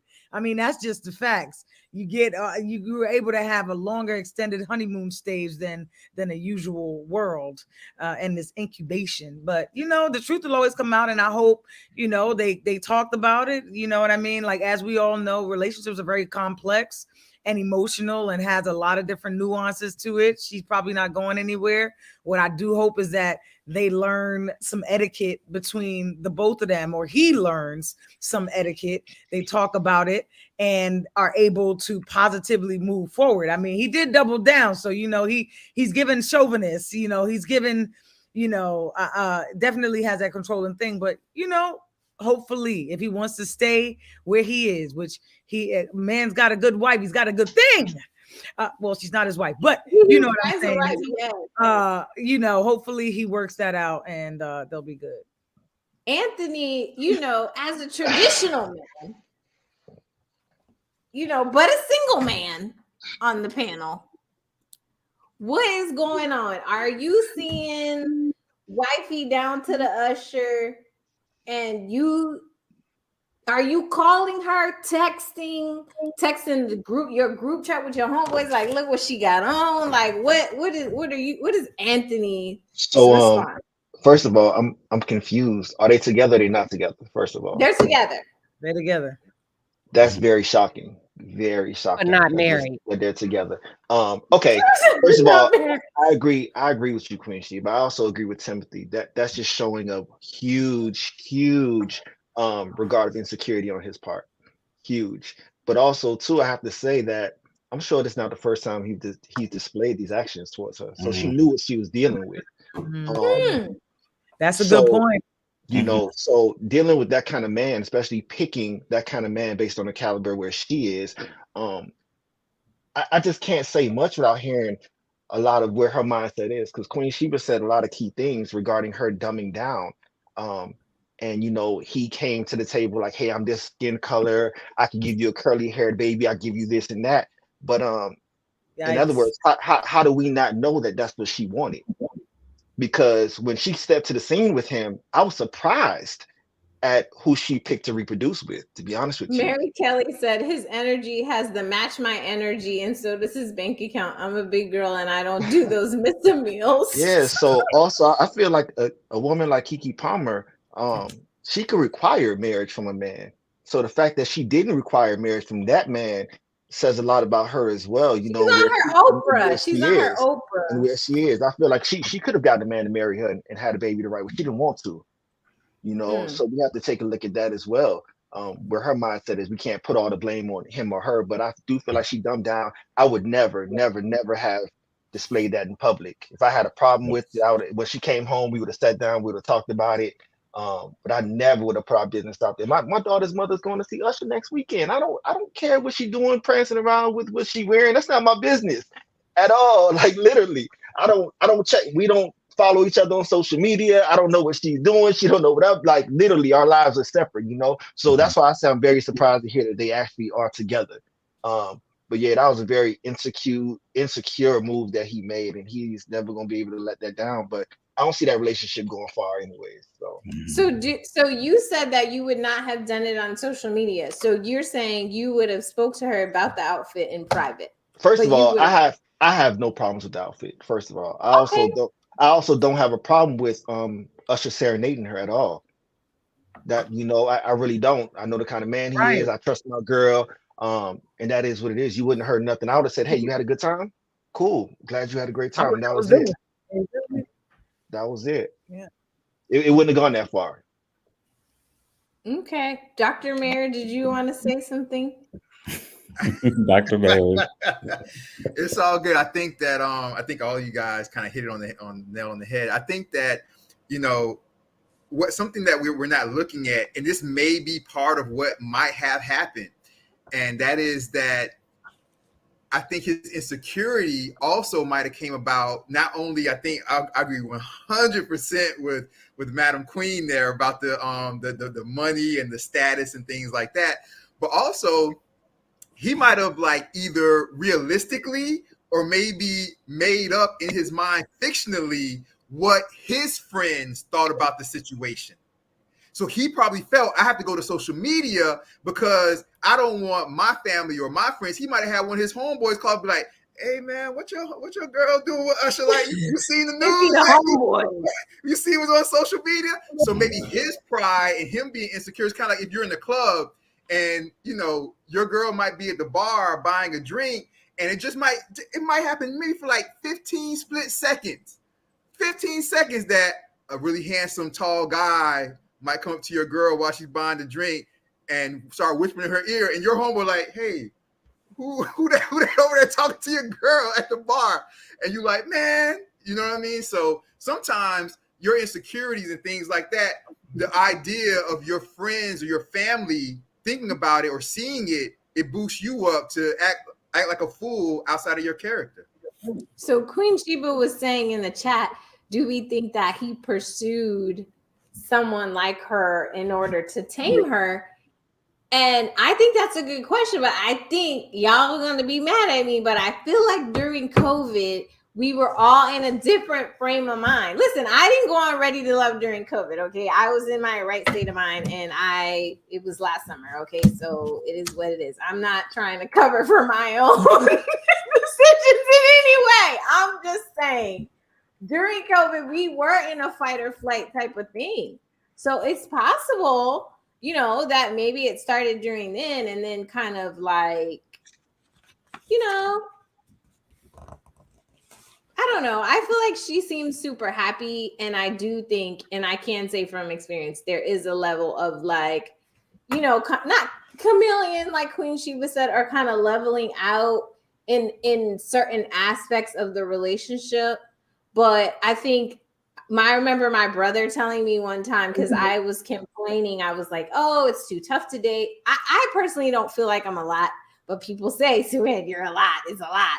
And my brother was like, "You just have to date people with bigger hands, you know, like people who can handle it, as opposed to trying to smush yourself to be like, let me fit with someone who can."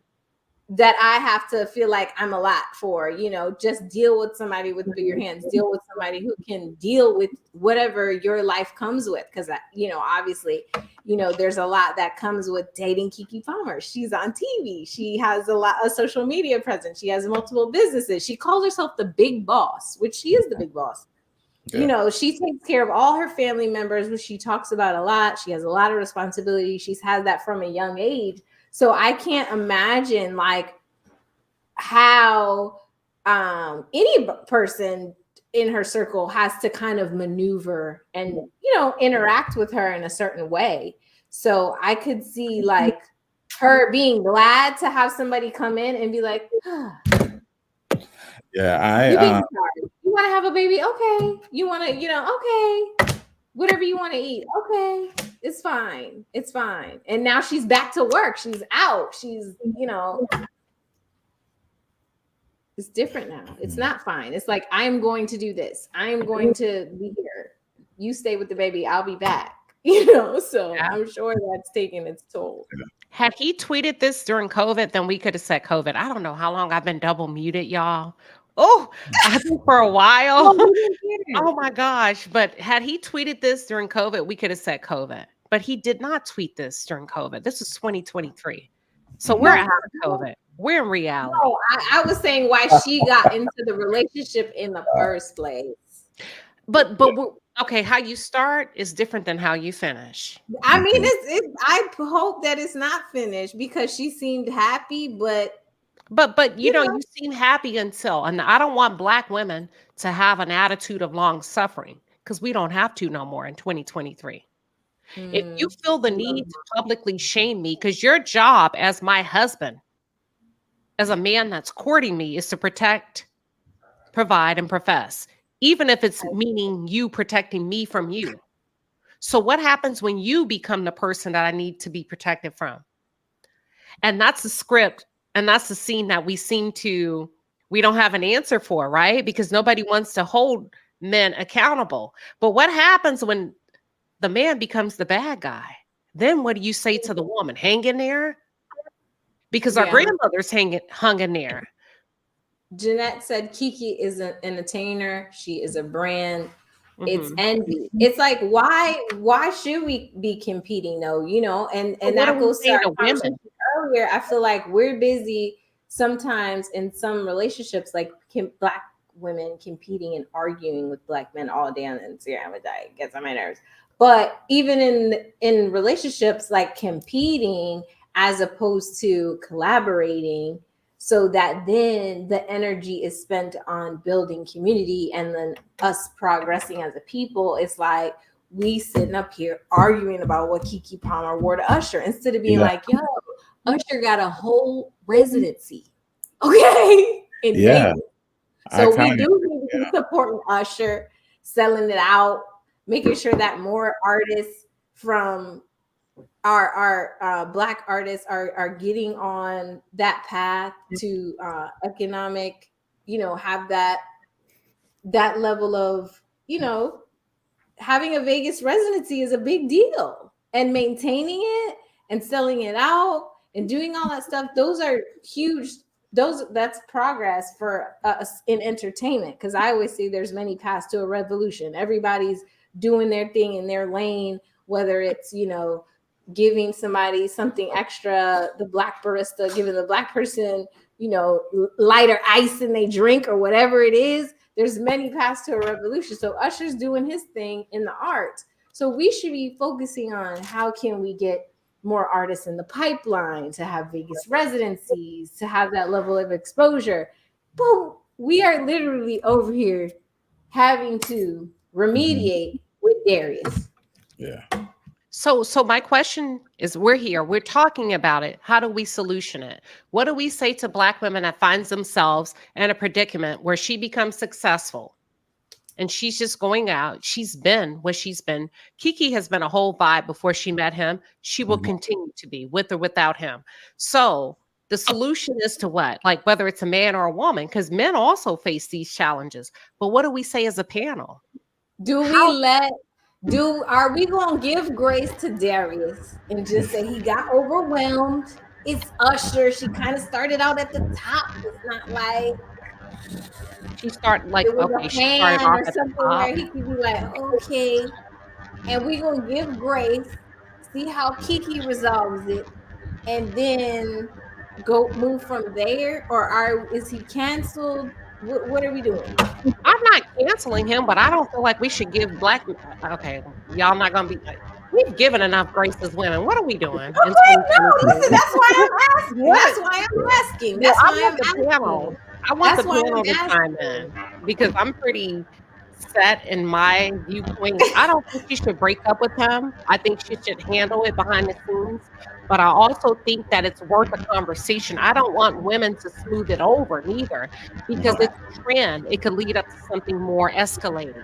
But I'll pause for the rest of the panel. What would you say to your niece, your daughter, should this have happened to her?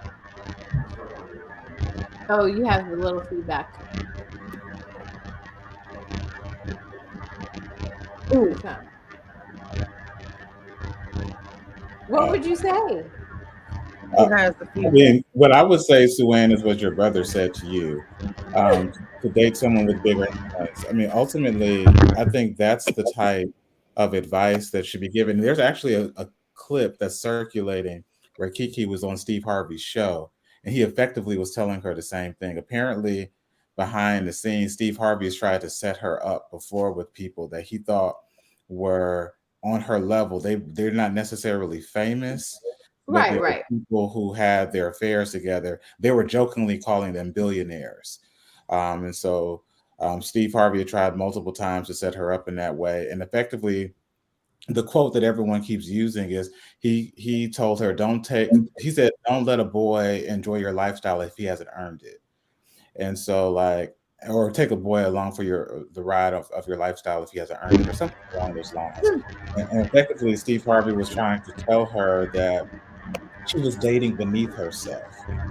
And she doesn't necessarily need to have someone who is more famous than her.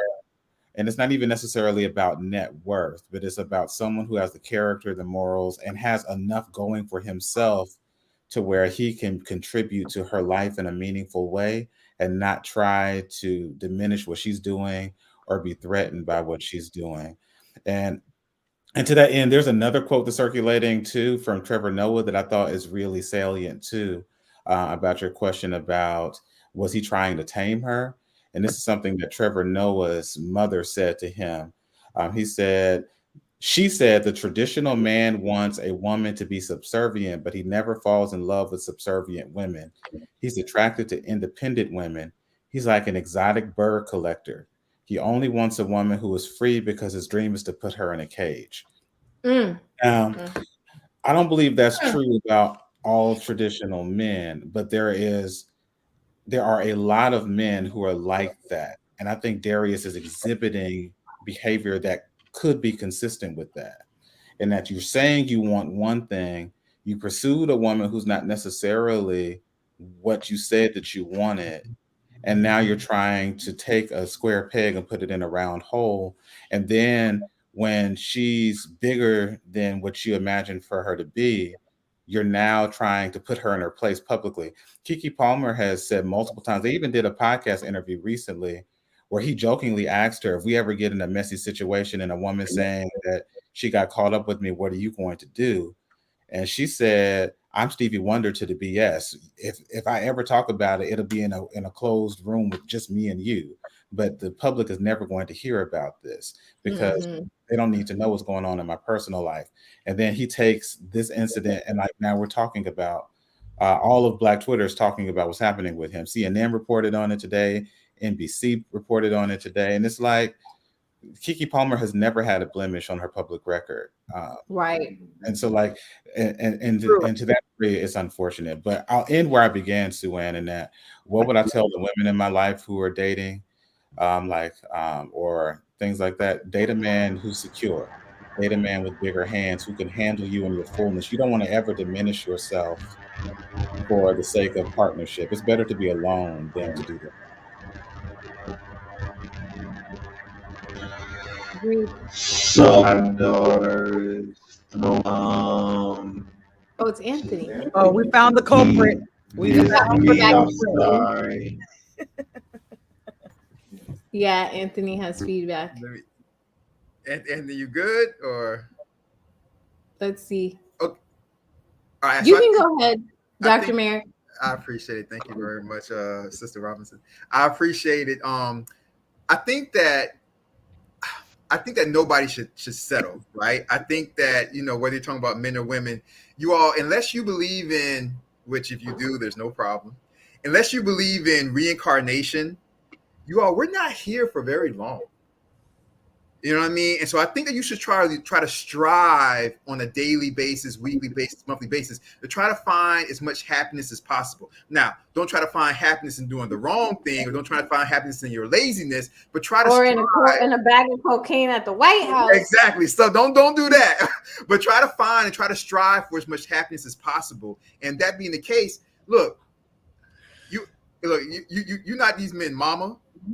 You know what I'm saying? Like if they're not acting right, there's no obligation on you to stick into a relationship and stay within that relationship with somebody who's not acting right. Like I don't like this. That's not my obligation.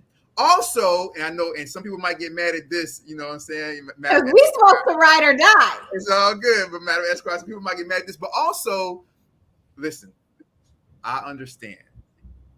People go through things, especially when they're young. And this is a conversation for another time. Something that really bothers me in government is that we have to deal with so many, you know, constituents and things like that. The amount of, and I'm gonna take a turn on this, but the amount of, I'm just gonna throw this out there really quickly. This is the serious part. The amount of young girls that have been sexually molested is astronomical, you all. I had no idea until I got in government and had to start to deal with the situation.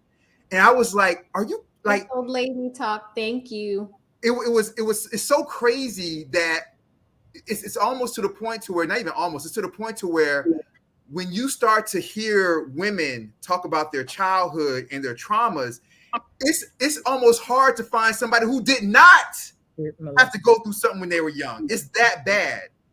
Now, we back this up and take it back to what we were talking about.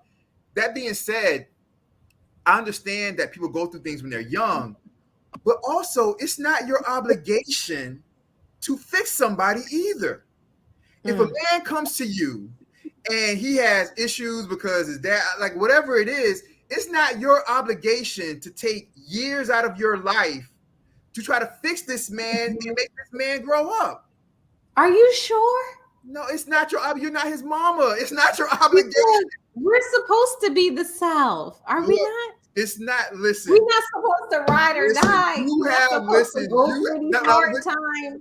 Sister Esquire. Now, if I'm not asking for me. I've already made my choice. I understand. But if you look, I'm asking for everybody. If you got with the man when y'all were both like in college and y'all ain't have nothing, then y'all came up together or something like that. Y'all were both in high school. You got with the man, and then he goes through something. Stick beside him because you were there from the beginning. You guys were there from the beginning together. But if you meet this man, and this man is 30-something years old, 40-something years old, he's a grown damn man. If he's had problems and issues from his childhood, from when he was a teenager, it is not your obligation to fix this grown ass man. It's not your obligation. You have one life. I'm glad that you're saying it because I think that for a long time and a lot of times, what Black women are told is the men are in jail or they're not interested in you as a partner. So they're not interested in you as a partner. So please just take what you can get. And if you get one and he's a little dirty, community-ish, don't have it together, just keep it pushing and work it out. And so when we do see Black women that are happy, like Ciara, what we see of their life, we're all like, can we get the prayer? What is going on? Because we've been told that we are supposed to suffer in love. That's how you know it's real. It's real when you're suffering. Madam Esquire, no. So I just want you to clarify what you're saying as a man. Yeah. Who's telling us that? If we think about where the message in the pipeline is rooted, who's telling us that? Yes. It's other Black women. Absolutely. And I also think, look, Madam Queen's on point, Madam Esquire. And I also think that a lot of that, because that's not a new saying, like stick beside your man when he goes to jail. Don't give up on him. He has to fight through, he was done wrong. He's in the struggle and things like that. That stems from a time period when Black men were going to jail for kind of like righteous reasons. You know what I mean? Remember, Black men had to deal with so much racism and racism. Not saying we don't deal with racism today, but if you have somebody, it was like injustice. Exactly. So they were going to jail. So stick beside your man. But if you have somebody who's like, you know what I mean, toting around choppers, and so like you don't got to stick beside this man, like you know what I mean? Don't have to stick beside him, ladies. Do not have to stick beside foolishness. Just look at it. All you have to do is just now stop right here. And I hope my brother Anthony gonna come in, you know what I mean? Because he got his stuff fixed. Okay. But all you have to do is look at this logically. Just look at everything logically.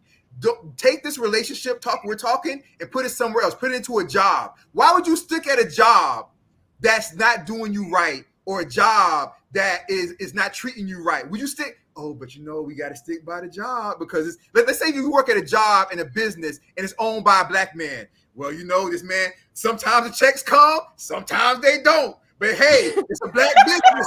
I'm just gonna stick with it.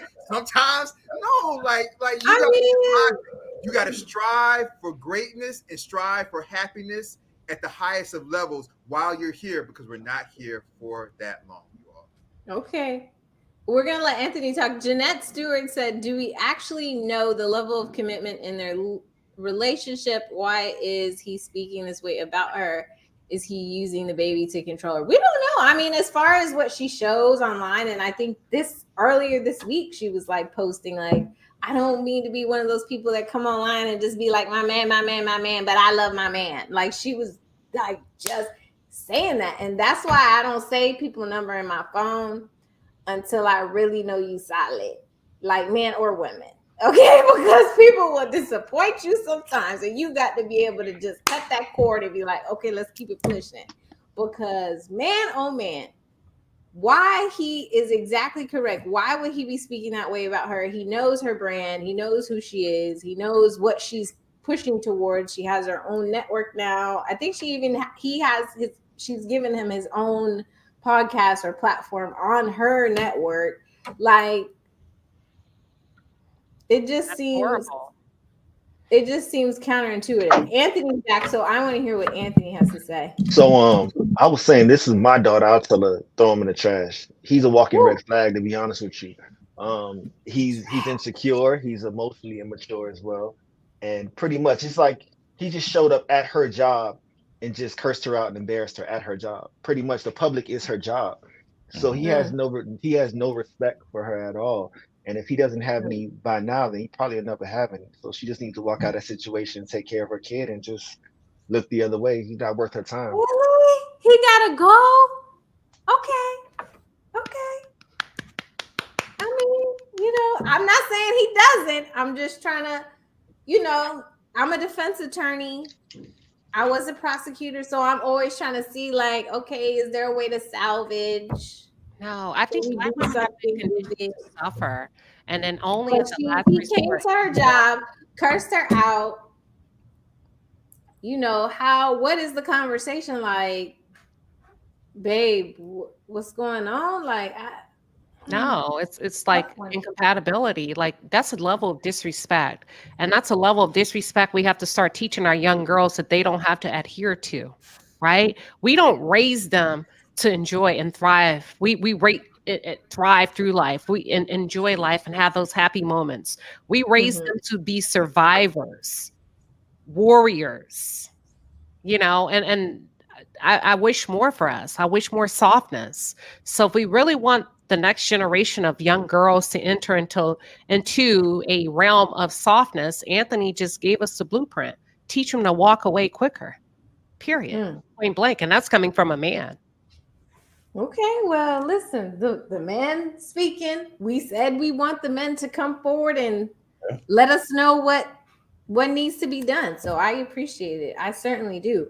I appreciate each of you being on the panel and joining me and kicking it with me, and everybody in the chat and all the moderators are doing amazing. I love to see it. We've been on here almost 2 hours. It feels like 5 minutes to me.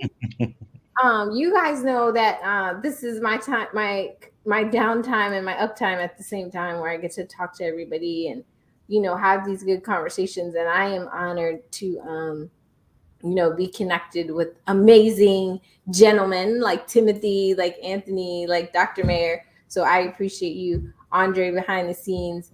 I appreciate y'all and my queens. I appreciate y'all for sure, because like I was saying about Kiki, we are at the intersection of race and gender. So we do have a different set of, oppression and things that we have to navigate daily that only we can understand, amongst each other. And, our men understand it as well, because we share it with them. And so it's important for us, as we are trying to have adult conversations and also come up with adult solutions too, and move forward, that we do have these conversations, that we are coming out of the conversations like, hey, not necessarily this is what our advice is, but this is how you think about something logically. Hey, if you're dating somebody and they exhibit XYZ, then maybe it's this, maybe it's that. Think about it. Don't just keep progressing and not thinking about what the context of, you know, who you are as a woman or who you are in your success in your career and your brand. So that's really the reason why I brought the story to the adult table, because I just thought, you know, aside from the fact that we could say, you know, the internet shut down his social media, because he's off social media now apparently. He's back now. Oh, he came back. He's back. That was Within the quick. last couple hours. That was quick. He's back. I just saw a few moments ago. He's back. What he's saying? He didn't need to come back. He needed to take a longer break. But right. You know, it is a demonstration, just a microcosm of the issues that we need to resolve just amongst ourselves and then internally, so that we can work together and then take that out into the community. You know, it's like if this man is insecure and he's projecting that onto some, you know, a person like Kiki who's trying to make positive progress, that pulls us back. Because now she's got to spend her energy on dealing with the internet, dealing with him, possibly dealing with brands, because Timothy's saying, you know, it's on CNN, it's, you know, it's becoming a story, it's moving, you know, and it's not like it's moving in a positive way, in a sense that everybody's not having a compassionate educational conversation like we are trying to have. You know, people are looking at it as, oh, well, look what he said, and maybe he's right. And I saw a lot of people online talking about, saying like, oh yeah, her outfit is revealing, or why are we supporting her women who are not dressing appropriately? And there's always this conversation about Black women and how we dress and our hair, and people just in our fucking business. God damn, it gets crazy. Excuse my language. But I don't see anybody else being policed at this level, other than like in countries where the women are covered. You know what I mean? Like, we are policed at such a high level. It's like, oh, you guys are twerking, you guys are doing this, you guys are doing that, you're dancing on each other. It's like, it's a lot of people in Black women business.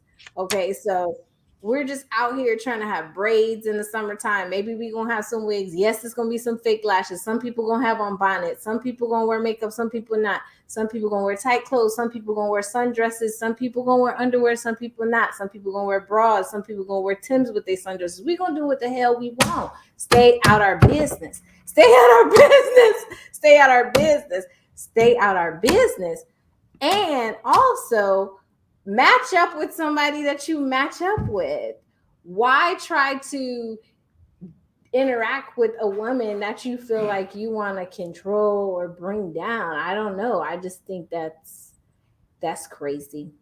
Does anybody have any last words on that before we go into our Black love closing prayer?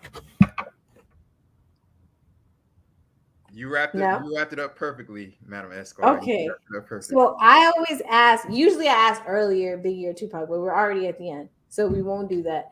I'll have to bring Octavia back for the Biggie or Tupac question, because I feel like she is a Tupac girl. I feel like. We shall see. Okay, I'm gonna bring her back. We're gonna get into it when she comes back. Dr. Mary, you are welcome back anytime. Anytime. And if there's anything that we could do at the adult table to help you in your city, please let us know. We are here. Please come back around midterm time so you can tell these people that we really need to vote. You can explain the history to them. Absolutely. All that stuff. We need that. So anything you guys ever need from me, I'm always here, you guys. I'm always available. So, contact me for anything you guys need. I appreciate you. Awesome. Yes. Hit him up. Put his deets in the chat. Okay. So before we go, I'm going to start with Timothy, because his answer is always so amazing. Okay. Oh, thank you.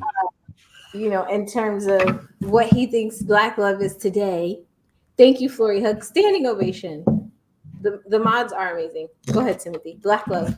I think Black love is Black people joining together, trying to navigate a world that is bent on destroying them.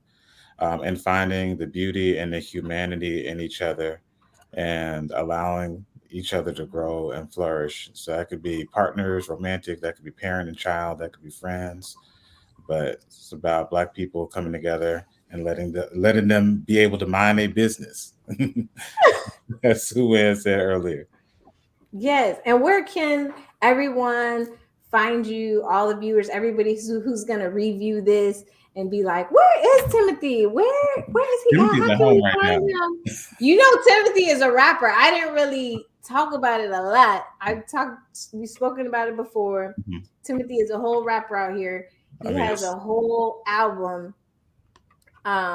So talk to the people. How can they find the music? How can they find you? So I have a website, timothywelbeck.com, 1L. Everything I do is there. So my scholarship, my legal practice, my music, all of that's there. I'm on social media, mainly Twitter and Instagram, Timothy Welbeck, just at Timothy Welbeck. You can find my music anywhere that you stream music, just Timothy Welbeck.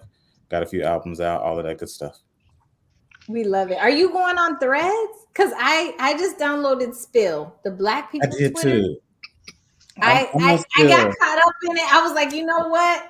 Let me go to this new restaurant, this new Black-owned restaurant. I'm gonna hit Spill up. I'm gonna see what's good. So I'm a spiller. I've spilled tea on Spill. I opened my thread, but I haven't gone into it yet to really see.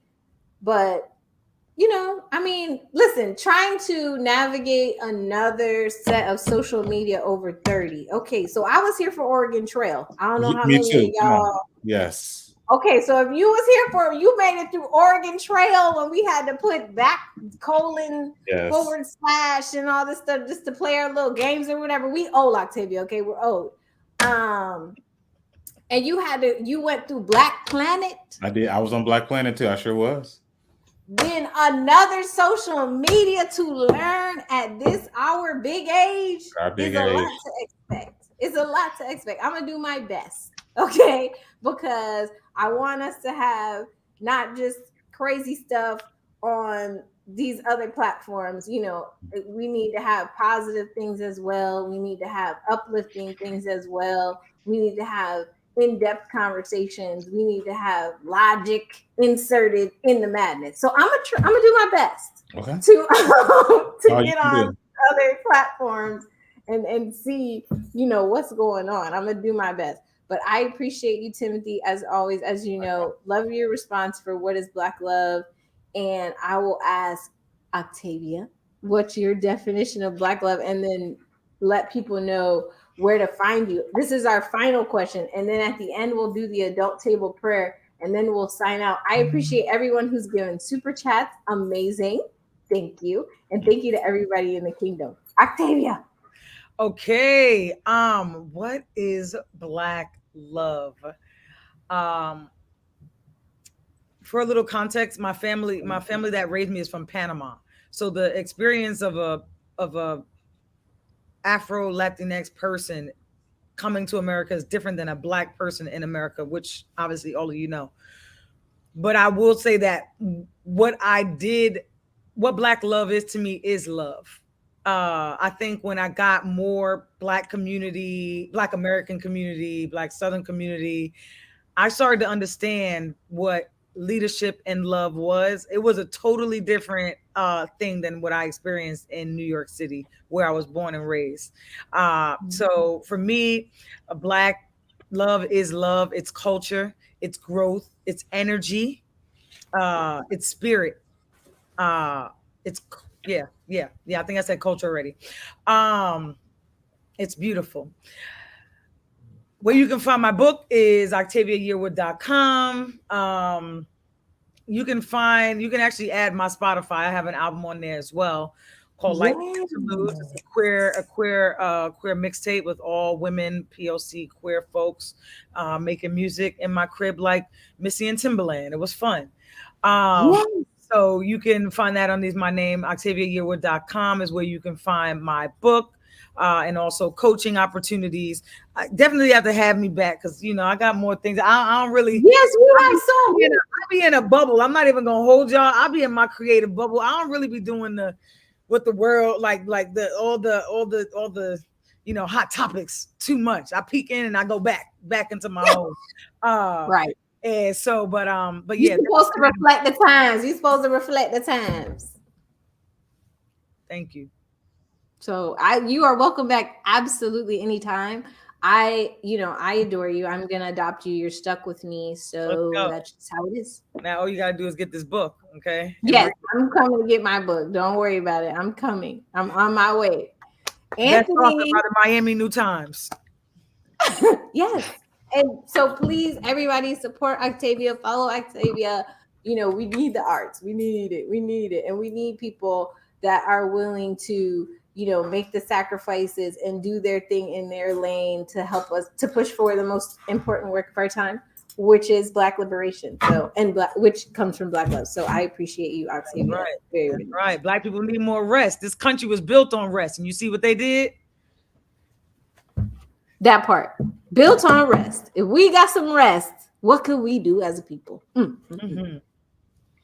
So, Anthony, how are you? How's your summer? How are you feeling? It's 1 year since we took the plunge and participated in Ready to Love. And the new season in Dallas is airing in 2 days or tomorrow. Tomorrow, actually. Tomorrow. Yeah. So how are you feeling? Are you resting? No, lots of work this summer, lots of traveling this summer. I can't believe a year has gone by already. It seems like yesterday. But it was a good experience, forward progress in life. That's it. That's it. I love it. As you know, I adore you. You're stuck with me. Of course. It is what it is. So, Black love. Black love. Yeah. I would just have to say it's more of a balance, sharing, yielding spaces, learning to grow, learn, change, figure it out, navigate through life together. Mm-hmm. Where can we find you, Anthony? I am _ Anthony Martin NP on Instagram and everywhere else. So can we get medical services from you, or do we have to be in an ER or what? No. You actually can. If you go to my Instagram, there's a link. It'll take you to my website, and you can go from there and get medical services from me. Okay, I'm gonna go check that link out. People always say, "Oh, I want you to represent me." I would like medical services. I want my medical professional to be Black. As we could talk about Black maternal health another night, but it is important to have Black medical professionals. So I appreciate you very much in every way, as you know. Queen Sheba brought the kingdom in the building. That's my Sarah. Yes. I'm gonna have to double down on what Octavia said. She said Black people need to rest. Love is resting. Love is being kind to yourself. It's a form of warfare, believe it or not. When you really dig deep, it's a form of balance. Love is peace. Love is being kind to yourself. Love is to thine own self be true, right? Love is cultivating community. Everything that Octavia said. Love is also, love is conquering. So you have to be strong, right? In some sense, but you also have to be gentle, yet sharp. Love is forever lasting. Love is giving. So if you're walking away with something that we gave you tonight, that's love. You showing up today to support us, to hear us, hanging in there until whatever time, that's love. Us pouring out into you, that's love. You receiving it, that's love. It's reciprocity. It's a never stand still spot. Love is just everything. Love is being, flaws and all. So that's my definition of love. We appreciate you, Queen. Like I said, our queen of keeping it real, keeping us on track, keeping us in check. So we appreciate you. And I appreciate the palace coming through to support all the moderators and you supporting me on my growing my channel and our voice on here. So I appreciate you very, very much. And you're stuck with me too, by the way. Absolutely. That's love. That's a sisterhood. That's love, right? All of that good stuff. And then you come into my channel and giving me what I needed to amp that case up. You see what I'm saying? It's reciprocity. It's not one way. Absolutely. Right? Yeah. I know the palace knows where to find you, but you can still tell them, let them know when next to be available for the gems. So you can always find me on YouTube at Queen Sheba Darling, Sheba with an I, not an E, and also on Instagram, Queen Sheba Darling. So Instagram platform as well as YouTube. Okay, we love it. Thank you. Reverend Dr. Mayer. I just threw in the Reverend. I feel like you was preaching tonight. You was preaching tonight. Hey, let me just say, man, like I'm really honored to be here with all of you all. You all have a wonderful thing going here, and I'm really just honored to be here. I really do appreciate it to all of you guys. Thank you very much. Love, black love. Okay, so I think that we were talking tonight about relationships, for a large part. So I think there's two things right there. So there's understanding and there's communication. So that's the first thing. And I think with that understanding and communication, I think we could find black love by really putting ourselves in the other person's shoes. Because I think a lot of times when it comes to relationships, and this is just like overall, I think that like men want women to act the way they expect them to act according to what they want. You know what I mean? But like women have a different reality and different needs and different wants. So I think it really needs to be a lot of communication with like, it's kind of like if you go to the store and you tell this and you tell the store what they should be selling you. Like you go to a grocery store and you're telling the grocery store, well, why don't you got damn soccer balls? And the grocery store's like, well, we're a grocery store. What are you talking about? What goddamn, where are the Toyota cars? You see what I mean? So it's like, it's not what you want. You have to balance that. What do I want? What do I need? But what is the reality of the woman that I'm looking after, that I'm wanting, that I want to take care of, that I want to be in love with? To call you. Right? What are her needs? What are her wants? And let me try to balance those two things. Let me not try to give myself away totally as far as like giving up what I believe in, what I want, what I need. But can I try to balance that? Can we can we find that scale and try to balance that with what she wants and she needs? And you can only do that by communication. You can only do that by talking to the person and being like, okay, so when I said this, you got upset. What was it about it that made you upset? Because as a man, I might be looking at it from a totally different way than she's looking at it. So understanding, communication, Madam Esquire, I love all of you. I appreciate it. Thank you very much. Okay, and so we can find you down in El Portal. Yes, Mayor Nickerson on Instagram. It's a new account. I appreciate it, Mayor Nickerson. Thank you. Run him up because we might need him to be governor one day. Because Florida is going through it. We're going through it. I just want to again thank all my panelists. Let's quickly do the adult table prayer so we can get the heck out of here. I appreciate you guys for hanging in there, and I can't wait to see you. Not next Thursday. Next Thursday. We'll be right here, 9 p.m. Eastern Standard Time at the adult table. Appreciate all my guests. Appreciate everyone. Appreciate all the moms. Appreciate everybody. Appreciate Andre behind the scenes who is keeping it going and doing what he needs to do. Okay, adult table prayer. All right, here we go.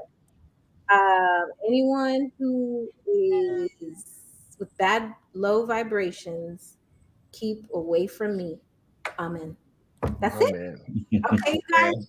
Have the evening, the day, the rest of the week, the weekend that you deserve. Thank you. I'll take care. It's always a pleasure. Take care. Guys. Love you guys. Everyone. So great to meet y'all. Let's go shot.